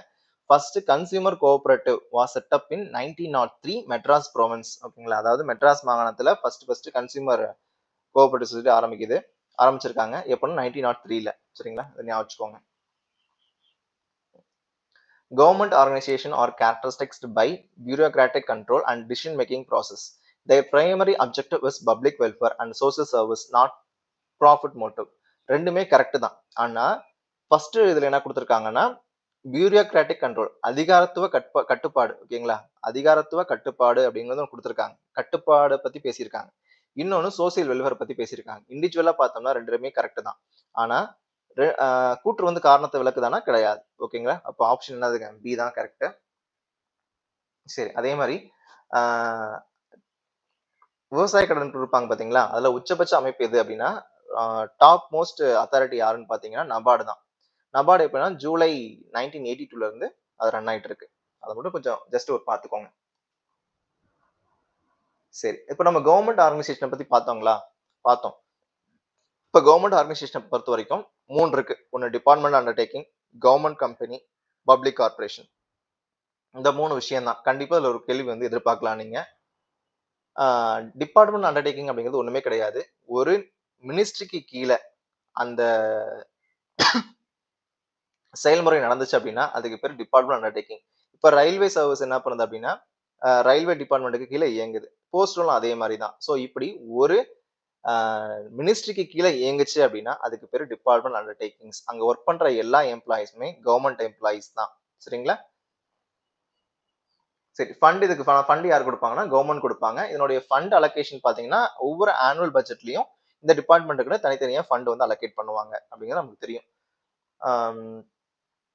அதுக்கு எக்ஸாம்பிள் தான் போஸ்டல், இந்தியன் ரயில்வேஸ் நம்ம பார்த்தோம். அதுக்கடுத்து கவர்மெண்ட் கம்பெனி. இதுல ஒரு ஷார்ட்கட் என்ன அப்படின்னா நம்ம நிறைய போட்டு கன்ஃபியூஸ் பண்ணிக்கிட்டே இருப்போம். இப்போ ஆப்ஷன்ல ஏதோ ஒன்று கொடுத்துட்டு அது கவர்மெண்ட் கம்பெனியா இல்ல வந்து டிபார்ட்மெண்ட் அண்டர்டேக்கிங்கா இல்ல வந்து பப்ளிக் கார்பரேஷனான்னு கேட்டாங்கன்னா நீங்க பார்க்க வேண்டிய 3 விஷயம் ஒன்று இருக்கு. ஓகேங்களா? ஒன்னு, அது ஏதாவது கம்பெனிஸ் ஆக்ட் படி அதை ரிஜிஸ்டர் பண்ணிருக்காங்களான்னு நீங்க பார்க்கணும். ஓகேங்களா? அதுக்கடுத்து செகண்ட் ஒன்று என்ன அப்படின்னா அது லிமிட்டட்ல முடிஞ்சிருக்கா அப்படிங்கிறத நீங்க பார்க்கணும். சரிங்களா? அவ்வளவுதான், ரொம்ப சிம்பிள். இப்போ கவர்மெண்ட் கம்பெனி அப்படிங்கிறது என்ன அப்படின்னா, கவர்மெண்ட்டுக்குன்னு ஒரு சில அதிகாரங்கள்லாம் இருக்கும் பாத்தீங்களா? அந்த அதாவது செயல்படுத்தும் அதிகாரம்னு சொல்லுவாங்க அத. அந்த எக்ஸிக்யூட்டிவ் ஆக்ஷன் படி உருவாக்கப்பட்டது அந்த கவர்மெண்ட் ஆர்கனைசேஷன், கவர்மெண்ட் கம்பெனி அப்படிங்கிறது. இதுல 51% மேற்பட்ட ஷேர்ஸ வாங்கி இவங்க வச்சிருப்பாங்க. ஓகேங்களா? இந்த கவர்மெண்ட் கம்பெனிய பொறுத்தவரைக்கும், நீங்க இந்த ஆட்டோமொபைல் சம்மந்தமா இருக்கு பாத்தீங்களா? இந்த ஸ்டீலு, காப்பரு இந்த மாரி விஷயங்கள் எல்லாத்தையுமே வந்து ஷார்ட்கட்டா ஞாபகம் வச்சுக்கோங்க. பிளஸ் ஒரு லிமிட்டெட். ஓகேங்களா? லிமிட்டெட்ன்னு முடிஞ்சிருக்கணும் அது. கவர்மெண்ட் கம்பெனி அப்படிங்கிறது எதுல முடிஞ்சிருக்கணும்? லிமிட்டெட்ன்னு முடிஞ்சிருக்கணும் கண்டிப்பா. சரிங்களா? அப்ப அத பார்த்து நீங்க கண்டுபிடிச்சுக்கலாம். ஒண்ணு லிமிட்டெட்ன்னு முடிஞ்சிருக்கணும். ஓகேங்களா? இல்லைன்னா இன்னொரு ஷார்ட்கட் என்ன அப்படின்னா, இந்த ஸ்டீலு, காப்பரு இந்த மாரி விஷயங்கள்ல அவங்க இருக்கணும். ஓகே. மொபைல் சம்மந்தமா இருக்கக்கூடிய விஷயங்கள் அது இருக்கணும். அது கவர்மெண்ட் கம்பெனியா இருக்கும். ஓகேங்களா? இதான் ஷார்ட்கட் ஞாபகம் வச்சுக்கோங்க. இப்ப இந்துஸ்தான் காப்பர் லிமிடெட்ன்னு முடிஞ்சிருக்கு. அப்போ ஸ்டீல் அத்தாரிட்டி இந்தியா லிமிடெட்ன்னு முடிஞ்சிருக்கா? அப்ப என்னதுங்க இது? Government company. Bharat heavy electricals லிமிடெட்ன்னு முடிஞ்சிருக்கா? அப்ப அது கவர்மெண்ட் கம்பெனி. ஓகேங்களா? அவ்வளவுதான் சிம்பிளான கான்செப்ட். அதுக்கடுத்து பப்ளிக் கார்ப்பரேஷன். பப்ளிக் கார்ப்பரேஷன பொறுத்தவரைக்கும், சட்டமன்றத்தாலேயோ, இல்ல பாராளுமன்றத்தாலேயோ ஏதோ ஒரு சட்டம் இயற்றி, அதன் மூலியமா உருவாக்கப்பட்ட ஒரு நிறுவனமா இருக்கிறதுக்கு பேர் தான் பப்ளிக் கார்ப்பரேஷன் அப்படிங்கிறது பேர். ஓகேங்களா? இப்போ இதுல ஷார்ட்கட் என்ன அப்படின்னு பாத்தீங்கன்னா, ஒண்ணு கார்ப்பரேஷன்னு முடிஞ்சிருக்கணும். இல்லைன்னா இந்தியான்னு முடிஞ்சிருக்கணும். அப்படி முடிஞ்சிருந்துச்சுன்னா, அது வந்து பப்ளிக் கார்ப்பரேஷன். பட் இது எல்லா இதுக்குமே பொருந்துமானா கிடையாது. ஒரு ஷார்ட்கட்டுக்காக சொல்றேன். எக்ஸாம்ல எல்லாமே மறந்து போச்சு. எனக்கு பிளாங்கா இருக்குன்னா, ஆமா சார் என்ன சொன்னாரு? கம்பெனினா லிமிட்டெட்ல முடிஞ்சிருக்கணும். அதே வந்து பப்ளிக் கார்ப்பரேஷன்னா கார்ப்பரேஷன்ல முடிஞ்சிருக்கணும். இல்லைன்னா இந்தியால முடிஞ்சிருக்கணும் அப்படின்னு ஒரு ஞாபகம் வரதுக்காக நான் சொல்றேன். ஒரு எக்ஸாம்பிளா சொல்றேன். இப்ப லைஃப் இன்சூரன்ஸ் கார்ப்பரேஷன். அப்ப கார்ப்பரேஷன்னா அது பப்ளிக் கார்ப்பரேஷன். இல்லைன்னா இது பப்ளிக் கார்ப்பரேஷன் இன்னொரு பேர் ஸ்டாட்டுட்டரி கார்ப்பரேஷன் சொல்லலாம். ஓகேங்களா? ஒரு ஆக்ட் போட்டு அதன் மூலியமா உருவாக்கப்பட்டிருக்கும் அது. இப்ப ஆர்பிஐனா ஆர்பிஐ ஆக்ட் போட்டு அதன் மூலியமா கொண்டு வந்திருப்பாங்க. எஃப்சிஐ அதே மாதிரி தான். Food corporation of India, ONGC, air India இந்த மாதிரி இந்தியா கார்ப்பரேஷன் முடிஞ்சிருக்கிறது எல்லாமே பப்ளிக் கார்ப்பரேஷன். நீங்க கண்ணை மூடிட்டு போடுங்க. பப்ளிக் கார்ப்பரேஷனுக்கு இன்னொரு பேரு ஸ்டாட்டுட்டரி கார்ப்பரேஷன் அப்படிங்கிறது. சரிங்களா? சரி. அதுக்கடுத்த கொஸ்டின் வந்து which of the following forms of business organisation requires compulsory ரெஜிஸ்ட்ரேஷன்? பார்ட்னர்ஷிப் கம்பல்சரி ரெஜிஸ்ட்ரேஷனா கிடையாது. சோல் ப்ராப்பர்ட்டிஷிப் கம்பல்சரி ரெஜிஸ்ட்ரேஷனா கிடையாது. பப்ளிக் லிமிடெட் கம்பெனி கண்டிப்பா ரெஜிஸ்டர் பண்ணி தான் ஆகணும். ஓகேங்களா? கோஆபரேட்டிவ் சொசைட்டி ரெஜிஸ்ட்ரேஷன் தான். கண்டிப்பா அதுக்கும் ரெஜிஸ்ட்ரேஷன் பண்ணி தான் ஆகணும். சரிங்களா? அப்போ வந்து பப்ளிக் லிமிடெட் கம்பெனி போட்டுக்கோங்க. ரெண்டுமே கரெக்ட் தான். பப்ளிக் லிமிடெட் கம்பெனியும் கோஆபரேட்டிவ் சொசைட்டி ரெண்டுமே கரெக்ட் தான். சரிங்களா? ரெஜிஸ்ட்ரேஷன் ரெண்டுமே தான் பண்ணுவோம். அதுக்கடுத்து partnership firm is formed through எதன் மூலியமா நம்ம ஃபார்ம் பண்ணுவோம்? மெமரண்டம் ஆஃப் அசோசியேஷனா, பார்ட்னர்ஷிப் டீடா, ஸ்டாட்டுட்டரி டிக்ளரேஷனா, அண்ட் ஆக்ட் ஆஃப் பார்லிமெண்டான்னு பாத்தீங்கன்னா, பார்ட்னர்ஷிப் ஃபார்ம் எப்படி உருவாக்குவாங்கன்னா பார்ட்னர்ஷிப் டீடு. பார்ட்னர்ஷிப் டீடுங்கிறது nothing but an agreement between the partners. பார்ட்னர்ஸ்குள்ள ஒரு அக்ரிமெண்ட் போட்டு பார்ட்னர்ஷிப் ஃபார்ம் உருவாக்குவாங்க. அப்போ ஆப்ஷன் பி தான் கரெக்ட். ஓகேங்களா? அதுக்கடுத்து which of the following is a core characteristics that distinguishes business from other economic activities like profession or employment? Profession எம்ப்ளாய்மெண்ட்ல இருந்து business பிரிக்கக்கூடிய முக்கியமான அம்சம் என்ன அப்படின்னு கேட்டிருக்காங்க. இயர்னிங் ப்ராஃபிட், இது பிசினஸ் உடைய இதுதான். அதுக்கடுத்து சாட்டிஸ்ஃபைங் ஹியூமன் நீட்ஸ், அதுவும் பிசினஸ் உடைய விஷயம் தான். ரெக்கரிங் ஆக்டிவிட்டிஸ் அப்படிங்கிறதும் பிசினஸோட தான். Dealing in goods and service இது எல்லாமே வந்து பிசினஸ் உடைய கேரக்டரிஸ்டிக்ஸ் தானே இருக்கு. ஆனா அவங்க கேட்டது கோர் கேரக்டரிஸ்டிக்ஸ் அப்படிங்கிறது என்னன்னா, முக்கியமான அதுல ரொம்ப முக்கியம் எது அப்படின்னு பாத்தீங்கன்னா ரெக்கரிங் ஆக்டிவிட்டிஸ். பிசினஸ் அப்படிங்கிறது ரெகுலரா நடக்கக்கூடிய ஒரு விஷயம். ஓகேங்களா? அதனாலதான் அது ரெக்கரிங் ஆக்டிவிட்டிஸ் நம்ம சொல்றோம். ஸோ ஆப்ஷன் சி தான் கரெக்டான ஆன்சர். மீதி இருக்கிறது எல்லாமே கேரக்டரிஸ்டிக்ஸ் தான். அதுவும் கேரக்டரிஸ்டிக்ஸ் தான். நீங்க மனப்பாடம் பண்ணி வச்சுக்கலாம். Earning profit, satisfying human needs, recurring activities, dealing in goods and service இது எல்லாமே. சரி, ப்ரொஃபஷன் அப்படிங்கிறது சர்வீஸ்ல வரும். ஓகேங்களா? அதுக்காக அவங்க ப்ரொஃபஷனல் ஃபீஸ் வாங்கிப்பாங்க. இப்ப சிஏ இருக்காருன்னா அவர் நமக்கு ஏதோ ஒரு சர்வீஸ் ப்ரொஃபஷனலா ஒரு சர்வீஸ் கொடுப்பாரு. அதுக்காக நம்ம என்ன பண்ணிப்பாரு, நம்மகிட்ட இருந்து ஃபீஸை வந்து கலெக்ட் பண்ணிப்பாரு. ஓகேங்களா? ஃபீஸை வந்து கலெக்ட் பண்ணிக்கிறாரு. இதே எம்ப்ளாய்மெண்ட்ல பார்த்தோம்னா எம்ப்ளாயர் ரிலேஷன்ஷிப் இருக்கணும். ஓகேங்களா? அதுக்கடுத்து அங்க வேஜஸ் சேலரியை நமக்கு தருவாங்க. இன் ரிட்டர்னா நம்ம ஒர்க் பண்றதுக்கு வேஜஸோ சேலரியோ நமக்கு ஏதோ தருவாங்க. பிசினஸ்ல பாத்தீங்கன்னா கண்டினியூஸா அந்த பிசினஸ் நடந்துகிட்டே இருக்கணும். ஓகேங்களா? இப்போ நான் பழைய டிவி வச்சிருக்கேன். பழைய டிவி நான் வந்து லாபத்துக்கு வந்து ஒரு 500 ரூபாய் லாபத்துக்கு வித்துட்டேன்னா அது ஒன் டைம் ஆக்டிவிட்டி தான். அப்ப அது பிசினஸ் கேட்டீங்கன்னா பிசினஸ் கிடையாது. அப்ப பிசினஸ் அப்படிங்கிறது கண்டினியூஸா நடக்கணும். சரிங்களா? சரி. ரெக்கரிங் ஆக்டிவிட்டிஸ் தான் கரெக்ட். இப்போ பிசினஸ் ஆக்டிவிட்டிஸ் இன்ஹெரிட்டன்ட்லி இன்வால்வ் ரிஸ்க். பிசினஸ்ல கண்டிப்பா ரிஸ்க் இருக்கும். The future is uncertain and business operate in dynamic environment where unforeseen events can impact outcomes. ஓகேங்களா? இப்போ என்ன சொல்றாங்கன்னா, பிசினஸ்ல ரிஸ்க் இருக்கும், ஃபர்ஸ்ட் பாயிண்ட் கரெக்ட். அதுக்கப்புறம் வந்து ஃபியூச்சர் வந்து ப்ரிடிக்ட் பண்ண முடியாது, அன்சர்டன் சொல்றாங்க. ஆமா, பிசினஸ் வந்து ஸ்டாட்டிக்கான ஒரு என்வரான்மெண்ட்ல இருக்கா அப்படின்னா கிடையாது. ஏன்னா பொலிட்டிக்கல் சேஞ்சஸ் நடக்கலாம், எக்கனாமிக்கல் சேஞ்சஸ் நடக்கலாம். ஸோ வந்து அது ஒரு டைனமிக் என்வரான்மெண்ட்ல பிசினஸ் வந்து ஆப்ரேட் ஆயிட்டு இருக்கு. அப்போ ரெண்டுமே கரெக்ட் தான். அதுக்கடுத்து, which of the following is considered a primary objective of business from an economic perspective? ஓகேங்களா? அதாவது பிசினஸ் உடைய அப்ஜெக்டிவ்ஸ் நிறைய இருக்கு. ஓகேங்களா? அதுல எக்கனாமிக் பெர்ஸ்பெக்டிவ்ல பார்க்கும் பொழுது அது லாபம் சம்பாதிக்கிறது மட்டும்தான் அதனுடைய முதன்மையான நோக்கம். ஓகேங்களா? பொருளாதாரத்துல அடிப்படையில கேட்டிருந்தாங்கன்னா அந்த பிசினஸ் வந்து லாபம் சம்பாதிக்கிறது தான் அதனுடைய நோக்கமா இருக்கும். ஓகேங்களா? சரி, இதே வந்து ஃபர்ஸ்ட் பாருங்களேன், ப்ரொவைடிங் எம்ப்ளாய்மெண்ட் ஆப்பர்ச்சுனிட்டினா இது நேஷனல் அப்ஜெக்டிவ். ஓகேங்களா? அதே வந்து ப்ரொமோட்டிங் சோசியல் வெல்ஃபேர் அப்படின்னா அது என்ன என்ன ஆக்டிவிட்டிங்க, அது சோசியல் அப்ஜெக்டிவ்ஸ். அதே மாதிரி தான். சரிங்களா? இப்போ அதுக்கடுத்து பாருங்க, இந்த ஒரு கான்செப்ட் மட்டும் எக்ஸ்ட்ரா ஆட் பண்ணிருக்கேன். இப்போ நம்ம என்ன பண்ணுவோம் அப்படின்னா, பிசினஸ் இருக்கு பாத்தீங்களா, பிசினஸ் நம்ம ரெண்டா பிரிக்கலாம். என்னதுங்க, ஒரு இண்டஸ்ட்ரி, இன்னொன்னு காமர்ஸ், ரெண்டா பிரிக்கலாம். உங்களுக்கு எழுதி காமிக்கிறேன். இங்க பிசினஸை வந்து நம்ம என்ன பண்ணலாம் அப்படின்னா ரெண்டா பிரிக்கலாம். ஒன்னு இண்டஸ்ட்ரி, இன்னொன்னு காமர்ஸ். இண்டஸ்ட்ரிங்கிறது ப்ரொடக்ஷன் சம்பந்தமானது, காமர்ஸ் அப்படிங்கிறது டிஸ்ட்ரிபியூஷன் சம்பந்தமானது. ஓகேங்களா? இப்போ இந்த இண்டஸ்ட்ரியில பாத்தீங்க அப்படின்னா பிரைமரி, செகண்டரி, டெரிட்டரி அப்படின்னு நம்ம மூணா பிரிப்போம். இந்த டெரிட்டரி அப்படிங்கிறது சர்வீஸ் செக்டர். ஓகேங்களா? செகண்டரி அப்படிங்கிறது மேனுஃபேக்சரிங் அண்ட் கன்ஸ்ட்ரக்ஷன். பிரைமரி அப்படிங்கிறது எக்ஸ்ட்ராக்டிவ், ஜெனட்டிக், இந்த மாதிரி விஷயங்கள்லாம் இதுல நடக்கும். ஓகேங்களா? இப்போ பிசினஸ் அப்படிங்கிறது பணம் ஈட்டுறதுக்கான ஒரு நடவடிக்கை தான். Business is an economic activity நம்ம படிச்சிருப்போம். இதுல இண்டஸ்ட்ரி அப்படிங்கிறது என்ன அப்படின்னு பாத்தீங்கன்னா, ஃபர்ஸ்ட் ப்ரொடக்ஷன் சம்பந்தமா இருக்கக்கூடிய விஷயங்கள் எல்லாமே இந்த இண்டஸ்ட்ரிக்குள்ள தான் நடக்கும். சரிங்களா? இப்போ வந்து ஒரு பொருளை வந்து ரா மெட்டீரியலா இருந்து பினிஷ் ப்ராடக்டா கன்வெர்ட் பண்றீங்கன்னா அது இண்டஸ்ட்ரிக்குள்ள தான் வரும். இதே காமர்ஸ் ஆக்டிவிட்டின்னு பாத்தீங்கன்னா, ஒரு பொருளை கன்சூமர் போய் சேவிங் பாத்தீங்களா, அந்த ஆக்டிவிட்டிஸ் எல்லாமே காமர்ஸ்ல நடக்கும். சரிங்களா? இப்போ இந்த இண்டஸ்ட்ரியை மூணா பிரிச்சோமா, பிரைமரி, செகண்டரி, டெரிட்டரி அப்படின்ட்டு. இந்த பிரைமரியில பாத்தீங்கன்னா எக்ஸ்ட்ராக்டிவ், ஜெனட்டிக்னு ரெண்டு இருக்கு. ஓகேங்களா? இந்த இது எக்ஸ்ட்ராக்டிவ்ல பாத்தீங்கன்னா இந்த பூமியில இருந்து நீங்க பிரித்தெடுக்கக்கூடிய எல்லா விஷயமே எக்ஸ்ட்ராக்டிவ் இண்டஸ்ட்ரியில வரும். இப்போ எக்ஸாம்பிளுக்கு மைனிங் பாத்தீங்கன்னா எக்ஸ்ட்ராக்டிவ் இண்டஸ்ட்ரி. ஜெனட்டிக் இண்டஸ்ட்ரி அப்படின்னா நீங்க ஹியூமன் எஃபர்ட் போட்டு ஏதோ ஒரு விஷயத்த செஞ்சு பிளான்ஸ், அனிமல்ஸை வந்து வளர்த்து அதை வித்தீங்கன்னா அதுக்கு பேரு ஜெனட்டிக் இண்டஸ்ட்ரின்னு பேரு. ஓகேங்களா? வளர்த்து விற்கிறதுக்கு பேர் ஜெனட்டிக் இண்டஸ்ட்ரீஸ் அப்படின்னு ஞாபகம் வச்சுக்கோங்க. அடுத்து செகண்டரி இண்டஸ்ட்ரியில மேனுஃபேக்சரிங் இண்டஸ்ட்ரி, கன்ஸ்ட்ரக்ஷன் இண்டஸ்ட்ரின்னு ரெண்டு இருக்கு. கன்ஸ்ட்ரக்ஷன் இண்டஸ்ட்ரியில பொறுத்த வரைக்கும் பிரிட்ஜ் கட்டுறது, இல்ல வந்து ரோட்ஸ் போடுறது, இது எல்லாமே கன்ஸ்ட்ரக்ஷன் இண்டஸ்ட்ரியில வரும். இதே மேனுஃபேக்சரிங் இண்டஸ்ட்ரியில பாத்தீங்கன்னா ரா மெட்டீரியல்ஸை ஃபினிஷ்டு குட்ஸா கன்வெர்ட் பண்றதுக்கு பேரு தான் என்னதுங்க, மேனுஃபேக்சரிங் இண்டஸ்ட்ரி. சரிங்களா? இதுல ஃபர்ஸ்ட் பாத்தீங்கன்னா அனலிட்டிக்கல், சிந்தட்டிக்கல், ப்ராசஸிங், அசம்பிளிங் அப்படின்னு மேனுஃபேக்சரிங் இண்டஸ்ட்ரியை நாலா பிரிக்கிறாங்க. அனலிட்டிக்கல் இண்டஸ்ட்ரினா என்னன்னு அர்த்தம் தெரியுங்களா?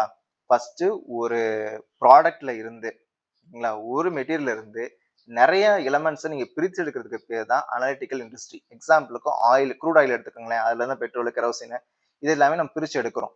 ஸோ இப்படி ஒரு பொருள்ல இருந்து நிறைய பொருளை செப்பரேட் பண்ணோம் அப்படின்னா அதுக்கு பேர் அனலிட்டிக்கல் இண்டஸ்ட்ரி. அதனாலதான் separates different elements from same material. ஒரு மெட்டீரியல் இருந்து டிஃப்ரெண்ட் எலிமெண்ட்ஸ் நம்ம பிரிச்சு எடுக்கிறோம். சரிங்களா? அதுக்கடுத்து சிந்தட்டிக் இண்டஸ்ட்ரி. சிந்தட்டிக் இண்டஸ்ட்ரி அப்படின்னா நிறைய பொருட்களை, நிறைய இன்கிரீடியன்ஸை சேர்த்து ஒரு புதிய பொருளை உருவாக்குறோம். இப்போ எனக்கு வந்து நான் சிமெண்ட் உருவாக்கணும், எனக்கு என்னென்ன தேவை, லைம் தேவை, சாண்டு தேவை. லைம்னா சுண்ணாம்பு, சுண்ணாம்பு தேவை, மண்ணு தேவை. இது எல்லாத்தையும் சேர்த்து என்ன பண்ணோம்னா சிமெண்ட் வந்து தயாரிக்க முடியும். அப்போ நிறைய இன்கிரீடியன்ஸை சேர்த்து அதை நிறைய ரா மெட்டீரியலை சேர்த்து நான் ஒரு பொருளை உருவாக்கணும்னா அதுக்கு பேர் சிந்தட்டிக் இண்டஸ்ட்ரி. ஓகேங்களா? அதுக்கடுத்து ப்ராசஸிங் இண்டஸ்ட்ரி. ப்ராசஸிங் இண்டஸ்ட்ரினா ஒரு பொருளை நான் தயாரிக்கிறதுக்கு நான் நிறைய நிலைகளை கடந்து அந்த பொருளை தயாரிக்கணும். இப்போ வந்து நான் பேப்பரை தயாரிக்கணும்னா ஃபர்ஸ்ட் என்ன பண்ணணும், பேம்பு கட் பண்ணணும், மூங்கில் இருக்கணும், மூங்கில் இருந்து சாறு எடுக்கணும், சாறு எடுத்து சாறை காய்ச்சணும், அதுக்கப்புறம் பேப்பரா நான் கொண்டு வரணும். அதே மாதிரி சுகர் பாத்தீங்கன்னா சுகருக்கு என்ன பண்ணணும், ஃபர்ஸ்ட் நான் சுகருக்கான வந்து அறுவடை பண்ணணும், அதை வந்து சாறு எடுக்கணும், அதை காய்ச்சணும், அதுக்கப்புறம் அது நிறைய ப்ராசஸ் எடுத்து தான் நான் சுகரா நான் கன்வெர்ட் பண்ண முடியும். ஸோ இந்த மாதிரி ஒரு பொருளை தயாரிக்கிறதுக்கு நிறைய ப்ராசஸ் நம்ம கடந்து போனோம்னா அதுக்கு பேரு ப்ராசஸிங் இண்டஸ்ட்ரின்னு பேரு. அதுக்கடுத்து அசம்பிளிங் இண்டஸ்ட்ரி அப்படின்னா நிறைய பினிஷ்டு ப்ராடக்ட்ஸை நம்ம ஒன்று சேர்த்து ஒரு புதிய பொருளை நம்ம கொண்டு வந்தோம்னா அதுக்கு பேரு அசம்பிளிங் இண்டஸ்ட்ரி அப்படின்னு பேரு. ஓகேங்களா? இப்போ ஒரு எக்ஸாம்பிளுக்கு, இப்போ ஒரு கார் டயர் இருக்கு பாத்தீங்களா, டயர் என்னது ஒரு ஃபினிஷ்டு ப்ராடக்ட்ஸ், இன்ஜின் என்னது ஒரு ஃபினிஷ்டு ப்ராடக்ட்ஸ். இப்போ இந்த எல்லா ஃபினிஷ்டு ப்ராடக்ட்ஸும் சேர்த்து டிஃப்ரெண்ட் காம்பவுண்ட் பார்ட்ஸ் எல்லாத்தையும் சேர்க்கும் பொழுது எனக்கு ஒரு புதிய ப்ராடக்ட் கிடைக்குது. ஓகேங்களா, அப்படிங்கும்போது அது அசம்பிளிங் இண்டஸ்ட்ரி அப்படின்னு சொல்றாங்க. சரிங்களா, டெரிட்டரி பார்த்தாச்சு. காமர்ஸ் வந்து காமர்ஸ்குள்ள என்னென்ன இருக்கும் அப்படின்னா ட்ரேடும் ட்ரேடு சம்பந்தமான விஷயங்களும் இருக்கும். சரிங்களா, அதுக்கடுத்து distinguishing future of business activity is that involves. சரி, இப்ப இங்க பாருங்களேன், இதுல எது எது பிசினஸ் ஆக்டிவிட்டிஸ் நீங்க கண்டுபிடிங்க. பிசினஸ்னா என்ன இருக்கணும், ரெகுலரா பண்ணணும், பணம் சம்பாதிக்கிறத நோக்கமா வச்சிருக்கணும் அப்படிங்கிறது நமக்கு பிசினஸ் ஆக்டிவிட்டி தெரியும். ஃபர்ஸ்ட் பாருங்களேன், சேரிட்டபிள் ஆக்டிவிட்டிஸ், நீங்க தர்மம் பண்றீங்க, அது வந்து ஒரு பிசினஸ் ஆக்டிவிட்டியில வருமா? வராது. ஏன்னா பணம் சம்பாதிக்க முதன்மையா கொண்டது எல்லாமே மட்டுமே தான் பிசினஸ் ஆக்டிவிட்டிக்குள்ள வரும். இப்போ ஃபர்ஸ்ட் ஒன்று வராது. Exchange of goods and service for mutual benefit. இப்போ ஒரு குட்ஸை கொடுத்து நான் இன்னொரு குட்ஸை நான் மாத்திக்கிறேன், அப்போ அது பிசினஸ் ஆக்டிவிட்டி தான். அங்க பணம் இல்லைன்னு நீங்க சொல்ல முடியாது. ஏன்னா பணம் சம்பந்தமான பொருட்களை என்ன பண்ணிக்கிறீங்க, மாத்திக்கிறீங்க. அப்போ அதுவும் பிசினஸ் ஆக்டிவிட்டியில வரும். பர்சனல் கன்சம்ஷன் ஆஃப் குட்ஸ், நான் என்னோட தேவைக்காக நான் வந்து பொருளை வந்து நுகர்றேன் அப்படின்னா அது இப்போ பிசினஸ் ஆக்டிவிட்டியில வருமா? வராது. ஓகேங்களா, ஏன்னா அது மூலியமா எனக்கு எந்த ஒரு பணமும் கிடைக்காது. இப்போ நான் சும்மா இருக்கும்போது சில ஆக்டிவிட்டிஸ்லாம் பண்றேன், மூவிஸ் பார்க்குறேன், இல்லை ஜிம்முக்கு போறேன், இந்த மாதிரி ஆக்டிவிட்டிஸ்லாம் பண்ணும்போது எனக்கு பணம் கிடைக்குமா? கிடைக்காது. ஸோ ஆப்ஷன் பி தான் வந்து பிசினஸ் ஆக்டிவிட்டி. பணத்தை டிரான்ஸ்ஃபர் பண்ணிக்கிறீங்க அல்லது பணம் சார்ந்த விஷயங்களை நீங்க டிரான்ஸ்ஃபர் பண்ணிக்கிட்டீங்க அப்படின்னா அதுக்கு பேர் எக்கனாமிக் ஆக்டிவிட்டிஸ். சரிங்களா, சரி, இங்க பாத்தீங்கன்னா not a characteristics of business, பிசினஸோடைய கேரக்டரிஸ்டிக்ஸ் இல்லாதது எதுன்னு கேட்டிருக்காங்க. பிசினஸோட கேரக்டரிஸ்டிக்ஸை பார்த்தீங்கன்னா ஃபர்ஸ்ட் ஒன்று ப்ரொடக்ஷன் பண்ணலாம். ஓகேங்களா, ப்ரொடக்ஷன் பண்ணலாம். இல்லது ப்ரொக்யூர்மெண்ட்னா பர்ச்சேஸ். ஓகேங்களா, ப்ரொக்யூர்மெண்ட் அப்படிங்கிறது என்னதுங்க, பர்ச்சேஸ். பர்ச்சேஸ் பண்ணலாம், இல்லது சேல் விற்கலாம், அல்லது ஒரு பொருளுக்கு பொருள் எக்ஸ்சேஞ்ச் பண்ணிக்கலாம். ஓகேங்களா, இப்படி இந்த மாதிரி ஆக்டிவிட்டிஸ் எல்லாமே இருந்துச்சுன்னா அதுக்கு பேர் பிசினஸ். இதெல்லாம் எதுக்காக? ப்ரொடக்ஷன் பண்ணி நானே வச்சுக்கிறதுக்காகவா? நான் என்ன பண்ணணும், விற்கணும். பர்ச்சேஸ் பண்ணி நானே வச்சுக்கணுமா? இல்ல, அதான் விற்கணும். சேல் ஒரு பொருளை நான் மற்றவங்களுக்கு வித்துறேன் பணத்துக்கு, இல்லைன்னா பணம் சார்ந்த விஷயங்களையும் பொருளையும் சர்வீஸ் என்ன பண்ணிக்கிறேன் அப்படின்னா எக்ஸ்சேஞ்ச் பண்ணிக்கிறேன். அப்போ அது பிசினஸ்க்குள்ள வரும். என்கேஜ்மெண்ட் இன் சிங்கிள் டிரான்சாக்ஷன் கிடையாது. ஓகேங்களா, பிசினஸ் அப்படிங்கிறது என்னதுங்க, கண்டினியூஸா நடக்கக்கூடிய ஒரு விஷயம், ரெகுலரா நடக்கக்கூடிய ஒரு விஷயம். அதே மாதிரி பிசினஸ்ல ரிஸ்க் இருக்குமா? இருக்காதா? கண்டிப்பா ரிஸ்க் இருக்கும். ஸோ அப்போ ஆப்ஷன் வந்து சி தான் தப்பு, மற்றது எல்லாமே கேரக்டரிஸ்டிக்ஸ் தான். இப்போ which division of business involves activities related to extraction and production of natural resources ன்னு கேக்குறாங்க. அப்போ நம்ம பிரைமரி இண்டஸ்ட்ரியில தான் நம்ம என்ன பார்த்தோங்க, எக்ஸ்ட்ராக்டிவும் ஜெனடிக் இண்டஸ்ட்ரியும் பார்த்தோம். எக்ஸ்ட்ராக்ஷன் அப்படிங்கிறது எந்த இண்டஸ்ட்ரிக்குள்ள வரும்? பிரைமரி இண்டஸ்ட்ரிக்குள்ள நமக்கு வரும், நம்ம கண்டுபிடிச்சாச்சு முன்னாடியே. சரிங்களா, ஓகே. அதாவது பிரைமரி இண்டஸ்ட்ரிக்குள்ள தான் ரெண்டு வரும், ஒன்று எக்ஸ்ட்ராக்டிவ், இன்னொன்று ஜெனட்டிக். எக்ஸ்ட்ராக்டிவ் அப்படிங்கிறது தான் மைனிங் சொன்னேன். பூமியில இருந்து நீங்க எதெல்லாம் பிரிச்சு எடுக்கிறீங்களோ அதெல்லாம் மைனிங், அதெல்லாம் வந்து எக்ஸ்ட்ராக்டிவ் இண்டஸ்ட்ரி. ஜெனடிக் இண்டஸ்ட்ரி அப்படிங்கிறது நீங்க ஆர்டிபிஷியலா ஹியூமன் எஃபர்ட் போட்டு வளர்த்து நீங்க வித்தீங்கன்னா அதுக்கு பேர் ஜெனடிக் இண்டஸ்ட்ரீஸ். ஓகேங்களா, ரீப்ரொடக்ஷன் பண்ணி நீங்க வித்தீங்கன்னா அதுக்கு பேர் ஜெனடிக் இண்டஸ்ட்ரி அப்படிங்கிறது. ஒரு சின்ன எக்ஸாம்பிள் என்ன அப்படின்னா ஃபிஷிங், ஃபிஷ் கேட்சிங் அப்படின்னு ரெண்டு இருக்கு. ஃபிஷிங் அப்படிங்கிறது என்னது, ஃபிஷ் நீங்க வளர்க்குறீங்களா, கடல்ல போறீங்க, கடவுளுடைய இயற்கையோட கொடை வந்து கடல்ல இருக்கு, அதுதான் நீங்க என்ன பண்றீங்க, எடுத்துட்டு வரீங்க. அப்ப ஃபிஷிங் அப்படிங்கிறது எக்ஸ்ட்ராக்டிவ் இண்டஸ்ட்ரி. இதே வந்து ஃபிஷரிஸ், ஃபிஷ் ஹேட்சிங்லாம் பாத்தீங்கன்னா நீங்க மீனை பொறிக்க வச்சு நீங்க ஹியூமன் எஃபர்ட் போட்டு பொறிக்க வச்சு நீங்க வித்தீங்கன்னா அதுக்கு பேரு ஜெனடிக் இண்டஸ்ட்ரி.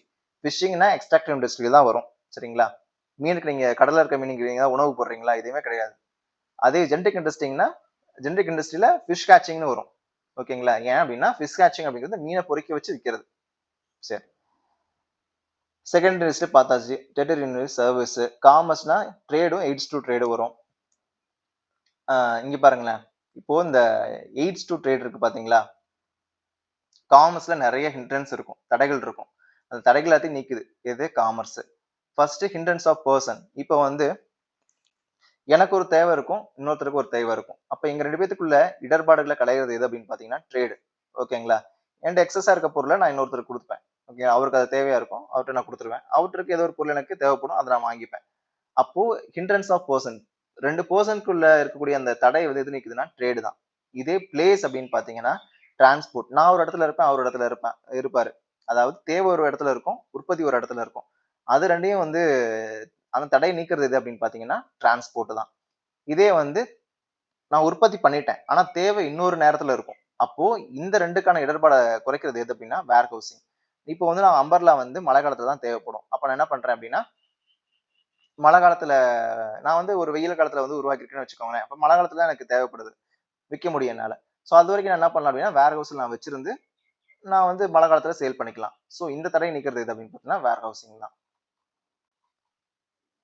அதுக்கடுத்து பாருங்களேன், manufacturing units like textile mills, sugar factories fall under secondary category. ஆமா, செகண்டரி இண்டஸ்ட்ரி. ஆமா, இப்போ வந்து நம்ம இண்டஸ்ட்ரியில 3 பார்த்தோம். ஒன்னு பிரைமரி, இன்னொன்னு செகண்டரி, இன்னொன்னு டெரிட்டரி. டெரிட்டரி ஃபுல்லா சர்வீஸ்னு படிச்சாச்சு. செகண்டரி பொறுத்த வரைக்கும் மேனுஃபேக்சரிங், கன்ஸ்ட்ரக்ஷன். பிரைமரியை பொறுத்த வரைக்கும் எக்ஸ்ட்ராக்டிவ் ஜெனட்டிக் அப்படின்னு பார்த்தோம். இப்போ வந்து செகண்டரி மேனுஃபேக்சரிங் எல்லாமே எங்க வரும்?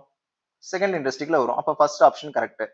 Second industry converts raw materials into finished goods. ஆமா, பிரைமரி இண்டஸ்ட்ரியில கிடைக்கக்கூடிய விஷயத்த கிடைக்கக்கூடிய ரா மெட்டீரியல்ஸை ஃபினிஷ்ட் குட்ஸா கன்வெர்ட் பண்றது செகண்ட் இண்டஸ்ட்ரி தான். அப்ப கரெக்ட். அப்போ காமர்ஸ்ங்கிறது எதை சார்ந்தது? டிஸ்ட்ரிபியூஷன் சார்ந்ததுங்களா? அப்போ இந்த எய்ட்ஸ் டு ட்ரேட் இருக்கு பாத்தீங்களா? இந்த எய்ட்ஸ் டு ட்ரேட்னா ட்ரேடுக்கு ஹெல்ப் பண்ணக்கூடிய விஷயம் தான் எய்ட்ஸ் டு ட்ரேட் நம்ம சொல்றோம். இப்ப பர்சனுக்கு உண்டான இடர்பாடுகள் தடுக்கிறது ட்ரேடு, பிளேஸ்க்கான இடர்பாடை தடுக்கிறது டிரான்ஸ்போர்ட், டைமுக்கான இடர்பாடை தடுக்கிறது வேர் ஹவுஸ், ரிஸ்க்குக்கான இடர்பாடை தடுக்கிறது இன்சூரன்ஸ், பினான்ஸ்க்கான இடர்பாடுகள் தடுக்கிறது பேங்க்ல என்ன பண்ணிக்கலாம், அமௌண்ட் வாங்கிக்கலாம். இன்ஃபர்மேஷனுக்கான இடர்களை நீக்கிறது அட்வர்டைசிங். இதெல்லாம் கண்டிப்பா ஞாபகம் வச்சுக்கோங்க, ரொம்ப இம்பார்ட்டன்ட். அதெல்லாம் மனப்பாடம் பண்ணிடுங்க. அதுக்கடுத்து which of the following not an aid to trade. அப்ப aids to trade என்னன்னு சொன்னேன், ட்ரேடுக்கு ஹெல்ப் பண்ணக்கூடிய எல்லா விஷயமே aids to trade. Warehousing, அதுக்கடுத்து வந்து அட்வர்டைசிங், பேங்கிங், இது எல்லாமே வந்துடும். ஓகேங்களா, இது எல்லாமே என்னதுன்னா எய்ட்ஸ் டு ட்ரேட் தான். இப்போ வேர் ஹவுசிங், அட்வர்டைசிங், பேங்கிங், இது எல்லாமே எய்ட்ஸ் டு ட்ரேடு. மைனிங் என்னதுங்க, பிரைமரி இண்டஸ்ட்ரியோட சேர்ந்தது. பிரைமரி இண்டஸ்ட்ரியில எக்ஸாக்டா சொல்லணும்னா எக்ஸ்ட்ராக்ஷன் இண்டஸ்ட்ரியோட சேர்ந்தது. அப்போ இது வராது. சரிங்களா, அப்போ எய்ட்ஸ் டு ட்ரேட்னா மேலே இருப்போம் பாத்தீங்களா, இது எல்லாமே இந்த aids to trade. Trade, transport, warehouse, insurance, banking, advertising, இது எல்லாமே வந்து எய்ட்ஸ் டு ட்ரேட். ட்ரேடுக்கு ஹெல்ப்ஃபுல்லா இருக்கும் இதெல்லாமே, வேர் ஹவுஸ், அட்வர்டைசிங், பேங்கிங், இது எல்லாமே. சரிங்களா, சரி.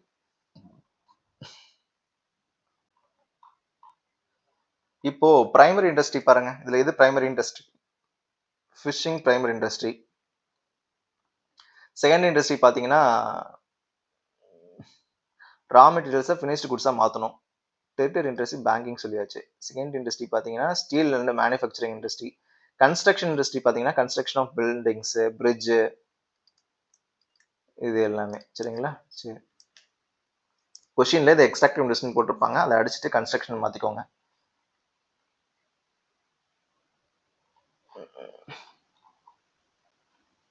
காமர்ஸ்குள்ள என்னென்ன அடங்கும்? காமர்ஸ்குள்ள என்னென்ன அடங்கும்? வணிகமும் வணிகம் சார்ந்த நடவடிக்கையும் அடங்குமா? அப்போ இங்க பாருங்க, ட்ரேடும் எய்ட்ஸ் டு ட்ரேடும் வந்துடும்.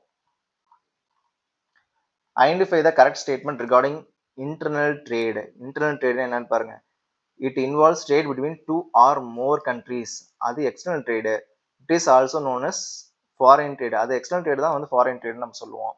It refers to buying and selling of goods within the boundaries of a nation. ஒரு நாட்டுக்குள்ள நடக்கக்கூடிய டிரான்சாக்ஷன் நம்ம இன்டர்நேஷனல் ட்ரேட்னா இன்டர்னல் ட்ரேட் நம்ம சொல்லுவோம். அப்போ சி தான் correct. It primary deals with import and export. இதுவும் கிடையாது. சரிங்களா, இம்போர்ட் அண்ட் எக்ஸ்போர்ட் அப்படின்னா அது என்ட்ரி போர்ட். சரிங்களா,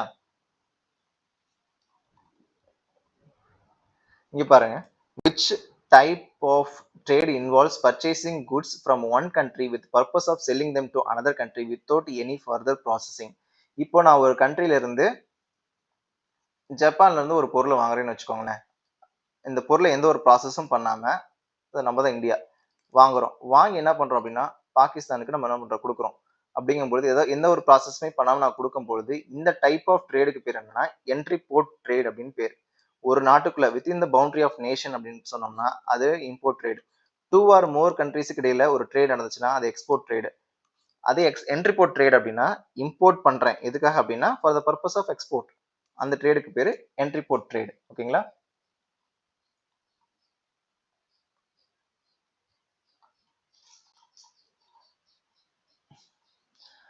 consider the following statement. Industry நம்ம ஆல்ரெடி முன்னாடியே சொன்ன மாதிரி இண்டஸ்ட்ரி வந்து எது சார்ந்ததுங்க? ப்ரொடக்ஷன் சார்ந்தது. காமர்ஸ் அப்படிங்கிறது டிஸ்ட்ரிபியூஷன் சார்ந்த விஷயம். Trade facilitates the transfer of ownership of goods. ஆமா, ட்ரேடு தான் என்ன பண்ணுது? ஒருத்தவங்கள்ட்ட இருக்க ஓனர்ஷிப்பை இன்னொருத்தவங்களுக்கு மாத்தி கொடுக்குது. அப்ப மூணுமே கரெக்ட் தான். சரி, அடுத்து பாருங்க. Economic objective of business. இதை ஆல்ரெடி நம்ம பார்த்துட்டோம். இது 2வது டைம் பார்க்குறோம். அப்ஜெக்டிவ் ஆஃப் பிசினஸ் அப்படிங்கும்போது இது என்ன அப்ஜெக்டிவ்? Economic objective. எக்கனாமிக் அப்ஜெக்டிவ்னா இதனுடைய நோக்கம் வந்து எண்டுல, ஓகேங்களா, எண்டுல ப்ராஃபிட் நோக்கமா இருக்கணும். ஓகேங்களா? சரி, கம்யூனிட்டி வெல்ஃபேர். ஓகேங்களா? கம்யூனிட்டி வெல்ஃபேர்னா அந்த லோக்கல் ஏரியா பீப்புளுடைய நலமா இருக்கிறதுக்காக நம்ம செய்யக்கூடிய விஷயங்கள் தான் கம்யூனிட்டி வெல்ஃபேர் அப்படிங்கிறது. ஃபேர் ட்ரேட் ப்ராக்டிசஸ் அப்படின்னா நியாயமான முறையில் விலை வந்து விற்கிறது. இன்னோவேஷன் அப்படிங்கிறது என்ன அப்படின்னு பார்த்தோம்னா புதுசு புதுசா நம்ம பொருளை வந்து கொடுக்கறது. எம்ப்ளாயி சாட்டிஸ்ஃபேக்ஷன்னா நம்ம கிட்ட வேலை பார்க்குறவங்களுடைய அவங்கள வந்து திருப்திப்படுத்துறது. இப்போ இதுல எக்கனாமிக் சார்ந்தது எதுன்னு கேட்கறாங்க. எக்கனாமிக் சார்ந்த அப்ஜெக்டிவ்ஸ் என்னன்னு கேட்கறாங்க. ரொம்ப சிம்பிள். என்னன்னு பார்த்தீங்கன்னா, இப்போ கம்யூனிட்டி வெல்ஃபேர்னு எடுத்துக்கிட்டீங்கன்னா வச்சுக்கோங்களேன். இப்போ இந்த சமூக நலனுங்கிறது சோசியல் அப்ஜெக்டிவ்ல வந்துடும். ஃபேர் ட்ரேட் ப்ராக்டிசஸ் நியாயமான முறையில் வணிகம் பண்றது சோசியல் அப்ஜெக்டிவ்ஸ்ல வந்துடும். இப்போ நான் புதுசு புதுசா இன்னோவேஷன் பண்றேன். எதுக்காக? நான் புதுசு புதுசா இன்னோவேஷன் பண்ணும்போது கஸ்டமர் அதிகமாகுவாங்க. கஸ்டமர் அதிகமாகும் போது எனக்கு ப்ராஃபிட் கிடைக்கும். அப்ப எண்ட் ஆஃப் த டேல ப்ராஃபிட் மோட்டிவோட நம்ம எதெல்லாம் பண்றோமோ அது எல்லாமே economic objective of the business. இதே எம்ப்ளாயி சாட்டிஸ்ஃபேக்ஷன் அப்படிங்கிறது ஹியூமன் அப்ஜெக்டிவ்ஸ். ஓகேங்களா? இன்னொரு எக்ஸாம்பிள் சொல்றேன் பாருங்க. இப்போ என்கிட்ட வேலை செய்யற ஒரு எம்ப்ளாயிக்கு, அதாவது எல்லா எம்ப்ளாயிஸ்க்கும் நான் என்ன பண்றேன், ஒர்க்கிங் கண்டிஷன் நல்லா நான் கொடுக்குறேன். ஓகேங்களா? ஏர் ஏர் கொடுக்குறேன், நல்ல ஒரு வென்டிலேஷன் கொடுக்குறேன் அப்படின்னா அதெல்லாம் எந்த ஒரு அப்ஜெக்டிவ்ஸ் கீழே வரும் அப்படின்னா ஹியூமன் அப்ஜெக்டிவ்ஸ் கீழே வரும். சோசியல் அப்ஜெக்டிவ்ஸ்னா, அதாவது இங்க இருக்கிறது அப்ஜெக்டிவ்ஸ்ங்க. Social objectives, economic objectives, human objectives, national objective. இந்த சைடுல இருக்கு பாத்தீங்களா? இது எல்லாம் தான் பிசினஸ் உடைய அப்ஜெக்டிவ்ஸ். சரிங்களா? சோசியல் அப்ஜெக்டிவ்ஸ் அப்படிங்கிறது சமூகத்துக்காக நான் செய்யக்கூடிய எல்லா விஷயமும், சமூக நலத்துக்காக நான் செய்யக்கூடிய எல்லா விஷயமும் சோசியல் அப்ஜெக்டிவ். எக்கனாமிக் அப்ஜெக்டிவ்ஸ் அப்படிங்கிறது எண்ட் ஆஃப் த டேல எனக்கு அது ப்ராஃபிட் கொடுக்கும் அப்படிங்கிற பட்சத்துல அது எல்லாமே எக்கனாமிக் அப்ஜெக்டிவ்ஸ்.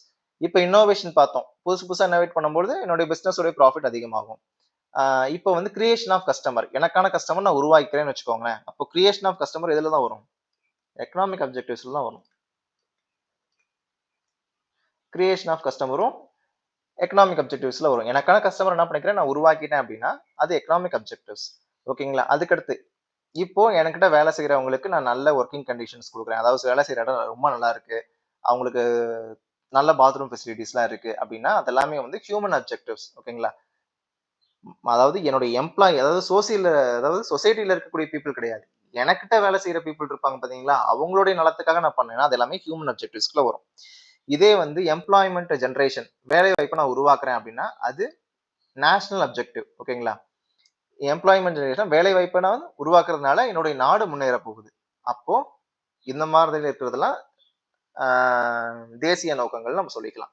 இப்போ இன்னொரு எக்ஸாம்பிள் சொல்றேன் பாருங்களேன். Social justice.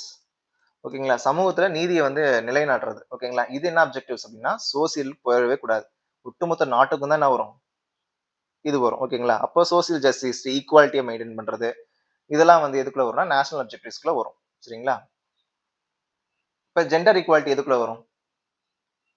Creating gender equality அப்படிங்கிறது எதுக்குள்ள வரும் அப்படின்னா நேஷனல் அப்ஜெக்டிவ்ஸ்க்குள்ள தான் வரும். சரிங்களா? நேஷன் வைட்ல திங்க் பண்ணும்போது அது நேஷனல் அப்ஜெக்டிவ்க்குள்ள நீங்க போட்டுறணும். ஓகேங்களா? சரி. Business have a social objective of providing quality products at reasonable prices. ஆமா, இப்போ வந்து நான் நியாயமான விலையில சொசைட்டியில் இருக்கிறவங்களுக்கு நான் கொடுத்தேன் அப்படின்னா, பொருளை கொடுத்தேன்னா அதுக்கு பேரு சோசியல் அப்ஜெக்டிவ் தான். Correct. Satisfied customers contribute to long term sustainability and goodwill of the business. ஆமா, நான் கஸ்டமர் சாட்டிஸ்ஃபை பண்ணிட்டேன் அப்படின்னா என்னுடைய நிறுவனத்தோட குட்வில் என்ன ஆகும்? அதிகமாகும். அதே மாதிரி நான் அதிக நாள் இந்த சொசைட்டில இருக்கிறதுக்கான வாய்ப்பையும் யார் ஏற்படுத்தி தர்றா? சாட்டிஸ்ஃபைடு கஸ்டமர், அதாவது திருப்தி அடைந்த கஸ்டமர் என்ன பண்றாங்கன்னா எனக்கு ஏற்படுத்தி கொடுக்குறாங்க. ஓகேங்களா? அப்போ இது ரெண்டுமே கரெக்ட் தான். அதுக்கடுத்து ஹியூமன் அப்ஜெக்டிவ். நல்லா பாருங்க, ஹியூமன் அப்ஜெக்டிவ் என்ன சொன்னேன்? எனக்கிட்ட வேலை பார்க்குற எம்ப்ளாயீஸ் மட்டும்தான். ஓகேங்களா? எனக்கிட்ட வேலை பார்க்குற நபர்களுக்கு மட்டும்தான் இது பொருந்தும். சொசைட்டில இருக்க பீப்புள்ஸ்க்கு இது பொருந்தாதுன்னு நான் ஆல்ரெடி சொல்லிட்டேன். ஓகேங்களா? அப்போ மேக்ஸிமைசிங் மார்க்கெட் ஷேர் வராது. அட்ஹரன்ஸ் டு என்விரான்மெண்டல் நார்ம்ஸ் வராது. Fair remuneration and welfare facilities for employees வரும். கண்டிப்பா வரும். கான்ட்ரிபியூட்டிங் நேஷனல் இன்கம்னா நேஷனல் அப்ஜெக்டிவ்ல வந்துரும். ஓகேங்களா? நேஷனல் அப்ஜெக்டிவ்ஸ்குள்ள வந்துரும். இது எல்லாமே எனக்கு எதுக்குள்ள வருது? Fair remuneration and welfare facilities for employees தான் ஹியூமன் அப்ஜெக்டிவ்ல வரும். எம்ப்ளாயி சார்ந்து இருக்கிறது எல்லாமே ஹியூமன் அப்ஜெக்டிவ் தான். National objective of business earning foreign exchange, optimum utilization of resource, creation of employment opportunities, இது எல்லாமே என்ன அப்ஜெக்டிவ்னா நேஷனல் அப்ஜெக்டிவ் தான். ஓகேங்களா? இப்போ வந்து நான் ஃபாரின் எக்ஸ்சேஞ்ச் வெளிநாட்டுல இருந்து பணத்தை வந்து ஈர்க்கிறேன், வித்து வந்து வாங்குறேன் அப்படிங்கும் பொழுது அது நேஷனல் அப்ஜெக்டிவ்ஸ் தான். இதனால நேஷன் வந்து பயனடையுது. அதே மாதிரி நான் என்னுடைய ரிசோர்சஸை வந்து ஆப்டிமம் லெவல்ல என்னால் எவ்வளவு முடியுமோ அந்த அளவுக்கு சரியான விதத்தில் நான் யூஸ் பண்றதுனால என்னுடைய நாடு வளர்ச்சி ஆகுது. எம்ப்ளாய்மெண்ட் ஆப்பர்ச்சுனிட்டிஸ், என்னுடைய வேலை வாய்ப்பை என்னுடைய நாட்டில் அதிகப்படுத்துறதுனால என்னுடைய நாடு முன்னேற்றம் அடையுது. இப்போ இது எல்லாமே நேஷனல் அப்ஜெக்டிவ்ஸ் தான். ப்ரொவைடிங் குவாலிட்டி ப்ராடக்ட்ஸ் நான் யாருக்காக கொடுக்குறேன்? சொசைட்டில இருக்க மக்களுக்காக கொடுக்குறேன். அப்போ வந்து இது சோசியல் அப்ஜெக்டிவ்ஸ். சரிங்களா?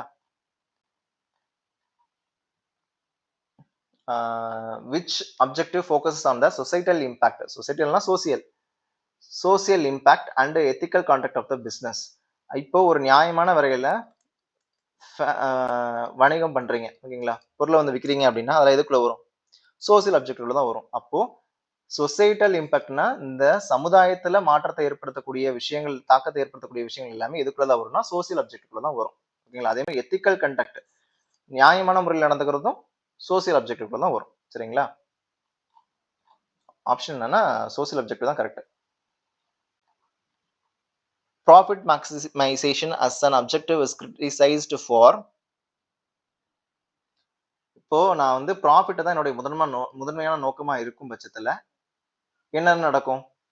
நான் என்ன பண்ணிடுவேன்? என்னுடைய சமூக கடமைகளை மறந்துடுவேன்.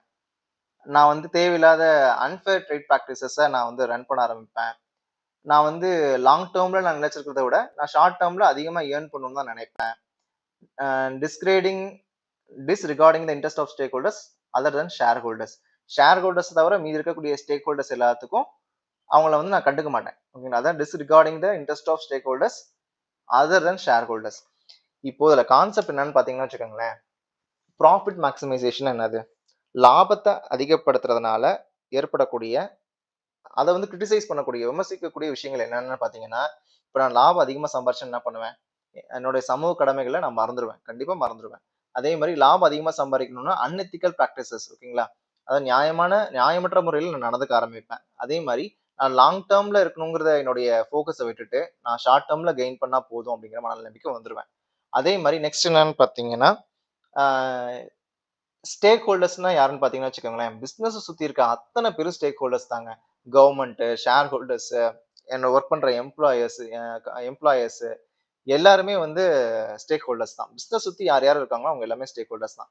இப்போ என்னுடைய ஷேர் ஹோல்டர்ஸ் தவிர தான் மீதி இருக்கக்கூடிய ஸ்டேக் ஹோல்டர்ஸை நான் என்ன பண்ண மாட்டேன்? கண்டுக்க மாட்டேன். ஓகேங்களா? ப்ராஃபிட் மட்டும் நோக்கமா இருக்கும் பட்சத்துல. சரிங்களா? சரி. அப்போ 1, 2, 3, 4 எல்லாமே தான். Which of the following objectives ensure continuation and expansion of business activities? நான் எப்படி என்னோட பிசினஸ் எப்படி கண்டினியூ ஆகும்? நான் வந்து புதுசா இன்னோவேஷன் பண்ணாதான் என்னோட பிசினஸ் வந்து கண்டினியூ ஆகும். என்னோட பிசினஸ் ஆக்டிவிட்டி க்ரோ ஆகும். என்னோட பிசினஸ் வந்து க்ரோ ஆகும். நான் என்ன பண்ணுவேன்? அடுத்த கட்டமா என்ன பண்ணுவேன் அப்படின்னா, என்னோட பிசினஸை எக்ஸ்பேண்ட் பண்ணுவேன். இந்த ஆக்டிவிட்டிஸ்லாம் எப்போ நடக்கும் அப்படின்னா, நான் இன்னோவேஷன் பண்ணும்போது மட்டும்தான் நடக்கும். ஓகேங்களா? மற்ற எல்லாமே ஒரு காரணமா இருந்தா கூட ப்ரொமோட்டிங் இன்னோவேஷன் தான் ரொம்ப ரொம்ப முக்கியம். சரிங்களா? மீட்டிங் லீகல் ஆப்ளிகேஷன்ஸும் கரெக்ட் தான். மெயின்டைனிங் குட் பப்ளிக் ரிலேஷன்ஸும் கரெக்ட் தான். ஆப்டிமைசிங் ரிசோர்ஸ் யூட்டிலைசேஷன் கரெக்ட் தான். ஆனா எப்போ நான் வந்து நினைச்சு நிற்பேன் அப்படின்னா, நான் வந்து இன்னோவேட் பண்ணும்போது மட்டும் தான், புதுசா நான் ஒரு ப்ராடக்ட்டை வந்து கொண்டு வரும்போது மட்டும்தான் என்னுடைய பிசினஸை நான் கண்டினியூ பண்ண முடியும். இப்போ அப்சர்வேஷன்ஸான ஒரு விஷயத்தை வச்சுக்கிட்டு நான் ரன் பண்ண முடியுமா அப்படின்னா கிடையாது. பண்ண முடியாது என்னால. வழக்குழிந்த ஒரு விஷயத்தை நான் வச்சுக்கிட்டு என்னுடைய பிசினஸ் நான் எக்ஸ்பேண்ட் பண்ண முடியுமா? பண்ண முடியாது. அப்போ கரெக்டான ஆப்ஷன் எது அப்படின்னா ப்ரொமோட்டிங் இன்னோவேஷன் தான். இப்போ ஒரு ப்ராடக்ட் இருக்கு. அந்த ப்ராடக்ட் வந்து பழங்காலத்து ஒரு ப்ராடக்ட். புதுசா இப்போ நிறைய ப்ராடக்ட் வந்துருச்சு. நான் என்ன பண்றேன், என்னுடைய பழைய ப்ராடக்ட் தான் என்ன பண்றேன்னா உற்பத்தி பண்ணிட்டே இருக்கேன். அப்ப என்னுடைய பிசினஸ் எக்ஸ்பேண்ட் பண்ண முடியுமா? யாராவது என் பொருளை வாங்குவாங்களா? வாங்க மாட்டாங்க. அப்ப நான் என்ன புதுசு புதுசா நான் செஞ்சாதான் என்னுடைய கஸ்டமர்ஸ் வந்து இன்க்ரீஸ் ஆவாங்க. அதன் மூலியமா என்னுடைய பிசினஸையும் க்ரோ ஆகும். நான் பிசினஸ் எக்ஸ்பேண்ட் பண்ணவும் முடியும்.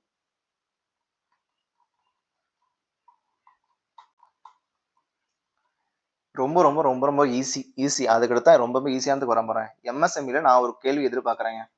ஓகேங்களா? இப்போ முன்னாடி என்ன எம்எஸ்எம்இனா ஃபர்ஸ்ட் என்ன மைக்ரோ, ஸ்மால், மீடியம் என்டர்பிரைசஸ். ஓகேங்களா? இப்போ இதுக்கு முன்னாடி என்ன இருந்தது அப்படின்னு பாத்தீங்கன்னா, வச்சுக்கோங்களேன். இதுக்கு முன்னாடி என்ன இருந்தது அப்படின்னு பாத்தீங்கன்னா, இன்வெஸ்ட்மெண்ட் அடிப்படையில தான் அது மேனுஃபேக்சரிங்கா இல்ல சர்வீஸ் செக்டரான்னு பிரிச்சாங்க. ஓகேங்களா? பழசு ஓல்டு போட்டிருக்கேன் பாத்தீங்களா?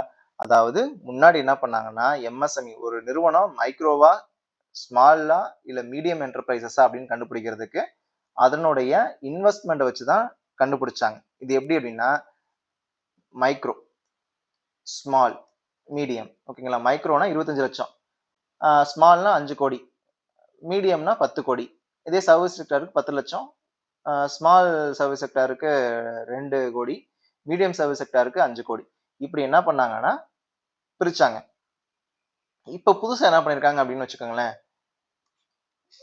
மேனுஃபேக்சரா இருந்தாலும் சரி, சர்வீஸ் செக்டரா இருந்தாலும் சரி, நீ எவ்வளவு இன்வெஸ்ட் பண்ற, எவ்வளவு டிரான்ஸ்ஃபர் பண்ற, இதை பொறுத்து என்ன பண்றோம் அப்படின்னா எவ்வளவு இன்வெஸ்ட்மெண்ட் பண்றோம், எவ்வளவு டர்ன் ஓவர் பண்றோம், இதை பொறுத்து தான் வந்து இதை வந்து பிரிக்கிறாங்க. சரிங்களா? இப்போ ஒரு இன்வெஸ்ட்மெண்ட் வந்து 1 கோடி ரூபாய்க்கு வரைக்கும் இருந்துச்சு அப்படின்னா அது வந்து ஸ்மால், மேனுஃபேக்சரிங் இருந்தாலும் சரி, சர்வீஸ் செக்டரா இருந்தாலும் சரி. இதே வந்து இது மைக்ரோ. இது ஸ்மால். 10 கோடி ரூபாய் இன்வெஸ்ட்மெண்ட், 10 கோடி ரூபாய்க்கு இன்வெஸ்ட்மெண்ட் இருந்து 50 கோடி ரூபாய்க்கு வரைக்கும் டர்ன் ஓவர் இருந்துச்சுன்னா அதுக்கு பேரு 10 கோடி ரூபாய்க்கு மேல 50 கோடி ரூபாய்க்கு மேல இருந்துச்சுன்னா அது வந்து ஸ்மால் என்டர்பிரைசஸ். இதே 50 கோடி ரூபாய்க்கு மேல இன்வெஸ்ட்மெண்ட் இருந்து இன்வெஸ்ட்மெண்ட் 50 கோடி ரூபாய்க்கு மேல இருந்து டர்ன் ஓவர் 250 கோடி ரூபாய்க்கு மேல இருந்துச்சுன்னா அதுக்கு பேரு மீடியம் ஸ்கேல் என்டர்பிரைசஸ் இப்படின்னு பிரிக்கிறாங்க. ஓகேங்களா? இது இன்னொரு ஷார்ட்கட் இருக்கு, என்னன்னு சொல்றேன். இது எல்லாத்தையும் நீங்க மனப்பாடம் பண்ண வேண்டாம், ரொம்ப சிம்பிளா ஒண்ணு சொல்றேன் பாருங்க. ரொம்ப சிம்பிளா ஒண்ணு சொல்லவா? இப்ப பாருங்க, 25, 5, 10. இப்ப என்ன இன்க்ரீஸ் ஆகிட்டே போகணும். ஓல்டுல இன்க்ரீஸ் ஆகிட்டே போகணும். 25 லட்சம், 5 கோடி, 10 கோடி. ஓகேங்களா? இதுல பாதி எவ்வளவு? 12.5. இதுல 2.5. இதுல 5. அப்போ பாதி தான் சர்வீஸ் செக்டர். 10ல பாதி 5, 5ல பாதி 2.5. அந்த 0.5 எடுத்துடணும் 2. இப்போ 25ல பாதி எவ்வளவு? 12.5. அப்ப இந்த 0.5 எடுத்துருங்க. அப்போ 10. அப்போ பாதியா இருக்கணும். ஓகே, ஓல்டுல மேனுஃபேக்சரிங்ல இருந்து பாதி தான் சர்வீஸ் செக்டரோடைய அமௌண்ட், இன்வெஸ்ட்மெண்ட் அமௌண்ட். ஓகேங்களா? இதே புதுசுல பாத்தீங்கன்னா 1, 10, 50. இதை மட்டும் ஞாபகம் வச்சுக்கோங்க. இதுல இருந்து 5 பெருக்கிக்கிட்டீங்கன்னா அது வந்து டர்ன் ஓவர் கிடைச்சிடும். இன்வெஸ்ட்மெண்ட் ஒரு பர்சன்னா டர்ன் ஓவர் அதுல 5 மடங்கா இருக்கணும். 10 கோடி அதனுடைய இன்வெஸ்ட்மெண்ட்னா 50 கோடி டர்ன் ஓவர், 50 கோடி இன்வெஸ்ட்மெண்ட்னா 250 கோடி டர்ன் ஓவர். இப்படி 5 மடங்குல தான் போகும். ஓகேங்களா? அப்ப இன்வெஸ்ட்மெண்ட் மட்டும் நீங்க ஞாபகம் போதும். 1, 10, 50 அப்படின்னு ஞாபகம் வச்சிட்டீங்கன்னா இதான் investment for manufacturing and service sector. Manufacturing sector இருந்தாலும் சரி, மேனுஃபேக்சரிங் யூனிட்டா இருந்தாலும் சரி, சர்வீஸ் யூனிட்டா இருந்தாலும் சரி, இன்வெஸ்ட்மெண்ட் 1 கோடி ரூபாய்க்கு மேல போச்சுன்னா அது மைக்ரோ, 10 கோடி ரூபாய்க்கு மேல போச்சுன்னா அது வந்து ஸ்மாலு, 50 கோடி ரூபாய்க்கு மேல போச்சுன்னா அது மீடியம். சரிங்களா? இதனுடைய டர்ன் ஓவர் எப்படி இருக்கும்? 5 மடங்குல இருக்கும். 1னா 5, 10னா 50, 50னா 250. அவ்வளவுதான் ஆன்சர். சரிங்களா? இதை வச்சு நீங்க ஈஸியா கண்டுபிடிச்சிடலாம். இப்போ இங்க பாருங்க, மைக்ரோ என்டர்பிரைஸ் பத்தி கேட்டிருக்காங்க. அப்போ மைக்ரோ என்டர்பிரைசஸ்னா மைக்ரோனா இங்கதான் 1 கோடி ரூபாய் அப் டு 1 கோடி ரூபாய்.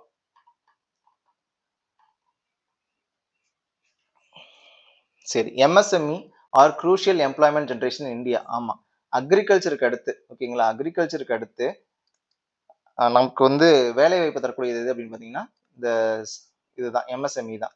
சரிங்களா? Agriculture first, MSME second. சரிங்களா? சரி, இது வந்து labour intensive and require less capital investment compared to large industries.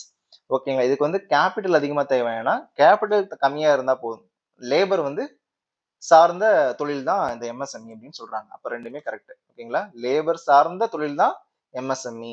அதே மாதிரி இதுக்கு குறைந்த முதலீடு இருந்தா போதும். சரிங்களா?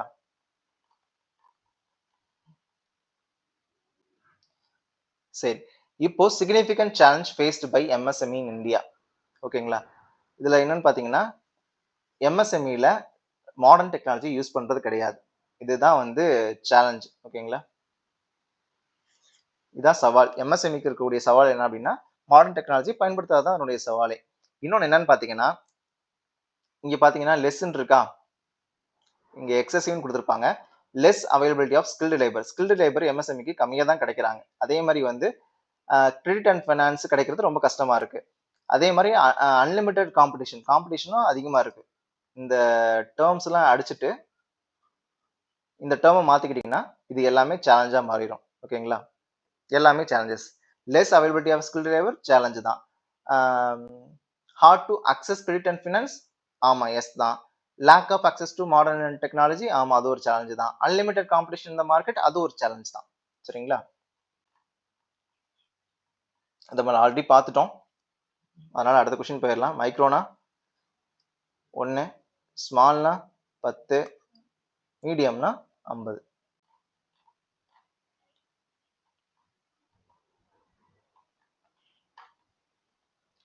சரி, அதுக்கடுத்து பாருங்க, எம்எஸ்எம்இடி ஆக்ட் வந்து 2006 அப்பதான் என்ன பண்ணாங்க அப்படின்னா இந்த ஆக்ட் வந்து கொண்டு வராங்க. Micro small medium enterprise development act, அதான் ஃபுல் ஃபார்ம். ஓகேங்களா? டெவலப்மெண்ட் ஆக்ட் 2006ல கொண்டு வராங்க. இதை பொறுத்த வரைக்கும் இதனுடைய பிரைமரி அப்ஜெக்டிவ் என்ன அப்படின்னு பாத்தீங்கன்னா, promote the growth of MSC. Okay, எம்எஸ்எம்இயை growth பண்றதா என்னுடைய முதன்மையான நோக்கமா இருக்கு. சரிங்களா? அதான் ஆன்சரு. இதுக்கப்புறம் வந்து அக்ரிகல்ச்சருக்கு அப்புறம் வந்து second largest employment provider MSME தான். இது ஜிடிபி கான்ட்ரிபியூஷன். ஓகேங்களா? கிராஸ் டொமஸ்டிக் ப்ராடக்ட்ல இந்தியாவுடைய கிராஸ் ஜிடிபியில எம்எஸ்எம்இ பங்கு என்னன்னு பாத்தீங்கன்னா 29.7%. ஓகேங்களா? அதே டோட்டல் எக்ஸ்போர்ட்ஸ்ல பாத்தீங்கன்னா 49.66%. இல்ல ரொம்ப இம்பார்ட்டன்ட், கேட்கறதுக்கான வாய்ப்பு இருக்கு. இது கேட்கலாம், இது கேட்கறதுக்கான வாய்ப்பு கொஞ்சம் கம்மி தான், பட் இருந்தாலும் படிச்சு வச்சுக்கோங்க. ஓகேங்களா? ஜிடிபியில 29.7, இதே எக்ஸ்போர்ட்ஸ்ல 49.66.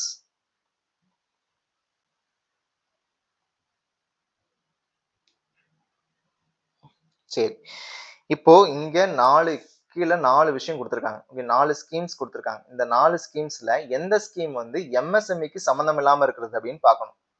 முத்ரா அப்படிங்கிறது என்னன்னா micro unit development refinance agency அப்படிங்கிறது எம்எஸ்எம்இக்கு உதவி பண்ணக்கூடிய ஒரு அமைப்பு தான். இது correct. Stand up India scheme வந்து பாத்தீங்கன்னா ஸ்டாண்ட் அப் இந்தியா ஸ்கீம் பொறுத்த வரைக்கும் ஏப்ரல் 5, 2016ல கொண்டு வந்தாங்க. ஏப்ரல் 5, 2016ல கொண்டு வந்தாங்க.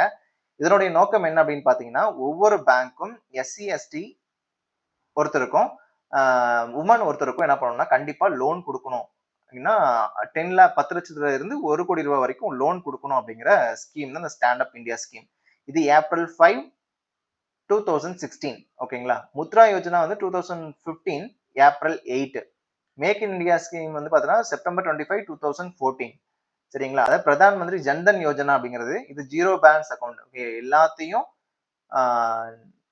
ஒரு குடையின் கீழே கொண்டு வரணும் அப்படிங்கிறதுக்காக கொண்டு வரப்பட்டதுதான் இந்த பிரதான் மந்திரி ஜன்தன் யோஜனா அப்படிங்கிறது பேங்க் அக்கௌண்ட். ஓகேங்களா? இது ஜீரோ பேலன்ஸ் அக்கௌண்ட். சரிங்களா? இது ஆகஸ்ட் 28, 2014ல கொண்டு வந்தாங்க. சரிங்களா? அப்போ இது மட்டும் தான் எம்எஸ்எம்இக்கு பொருத்தம் இல்லாம இருக்கு. மத்த எல்லாமே பாத்தீங்கன்னா எம்எஸ்எம்இக்கு ஹெல்ப் பண்ணக்கூடிய அமைப்பு தான். மேக் இன் இந்தியா பாத்தீங்கன்னா,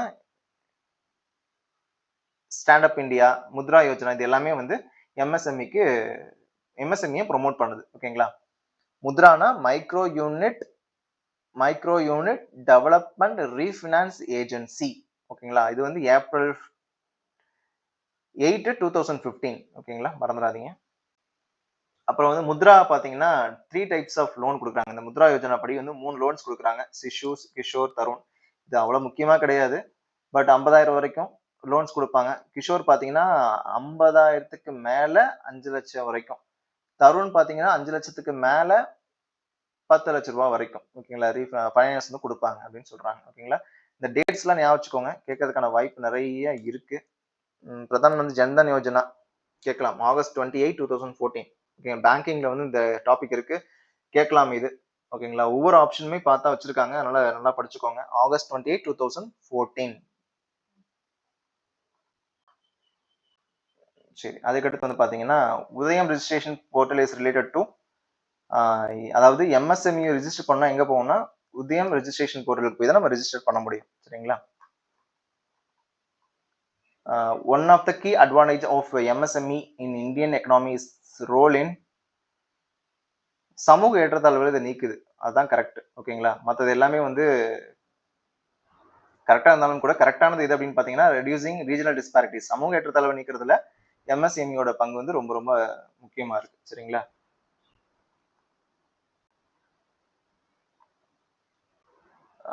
Identify the incorrect statement regarding the importance of MSME in India. They contribute significantly to India's GDP. இந்தியாவோட ஜிடிபியில வந்து 29.7 வந்து கான்ட்ரிபியூஷன் எம்எஸ்எம்இயோட இருக்கு. ஆமா correct. They are major source of export earnings. Correct தான். They play a crucial role in promoting social equality. Correct தான். ஓகேங்களா? எம்எஸ்எம்இனால social equality ஏற்படுது. The primarily focus on high technology capital intensive manufacturing. தப்பு. ஏன் அப்படின்னா அவங்க கைவினை பொருட்கள் தான் மேக்ஸிமம் செய்வாங்க. எம்எஸ்எம்இ வந்து பார்த்தோன்னா மாடர்ன் டெக்னாலஜி யூஸ் பண்ண மாட்டாங்க. அதான் அவங்களுடைய பெரிய டிஸ்அட்வான்டேஜ். மாடர்ன் டெக்னாலஜி யூஸ் பண்ண மாட்டாங்க. அதே மாதிரி இது labour intensive manufacturing. Low capital இருந்தா போதும். ஓகேங்களா? ஆனா லேபர் அதிகமா தேவைப்படுவாங்க. அதான் லேபர் இன்டென்சிவ் மேனுஃபேக்சரிங் அப்படிங்கிறது.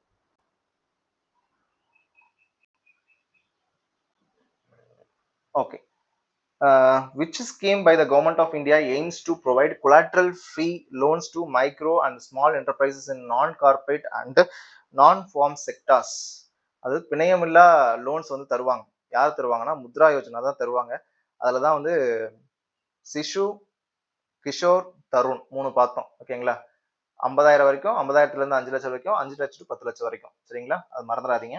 இதே மாதிரி இந்த எம்எஸ்எம்இ வந்து பாத்தீங்கன்னா இந்த முத்ரா யோஜனா படி பாத்தீங்கன்னா கார்பரேட் செக்டாருக்கு தர மாட்டாங்க. அதே மாதிரி நான் ஃபார்ம் செக்டார்ஸ், ஓகே, அதாவது நான் ஃபார்ம் செக்டார்ஸ் இருப்பாங்க பாத்தீங்களா, அவங்களுக்கும் நான் கார்பரேட்டுக்கு மட்டும் தான் கொடுப்பாங்க. சரிங்களா? அதாவது ஃபார்மிங் கிடையாது, அதே மாதிரி கம்பெனிஸும் கிடையாது. இது தவிர இருக்கக்கூடிய விஷயங்களுக்கு தான் கொடுப்பாங்க அப்படின்னு சொல்றாங்க. முத்ரா யோஜனா ஞாபகம் இருக்குங்களா? டேட்டு 2015. எப்போ? ஏப்ரல் 8. இந்த டேட்டை வந்து நல்லா ஞாபகம் வச்சுக்கோங்க. கேட்கலாம். ஏப்ரல் 8, 2015.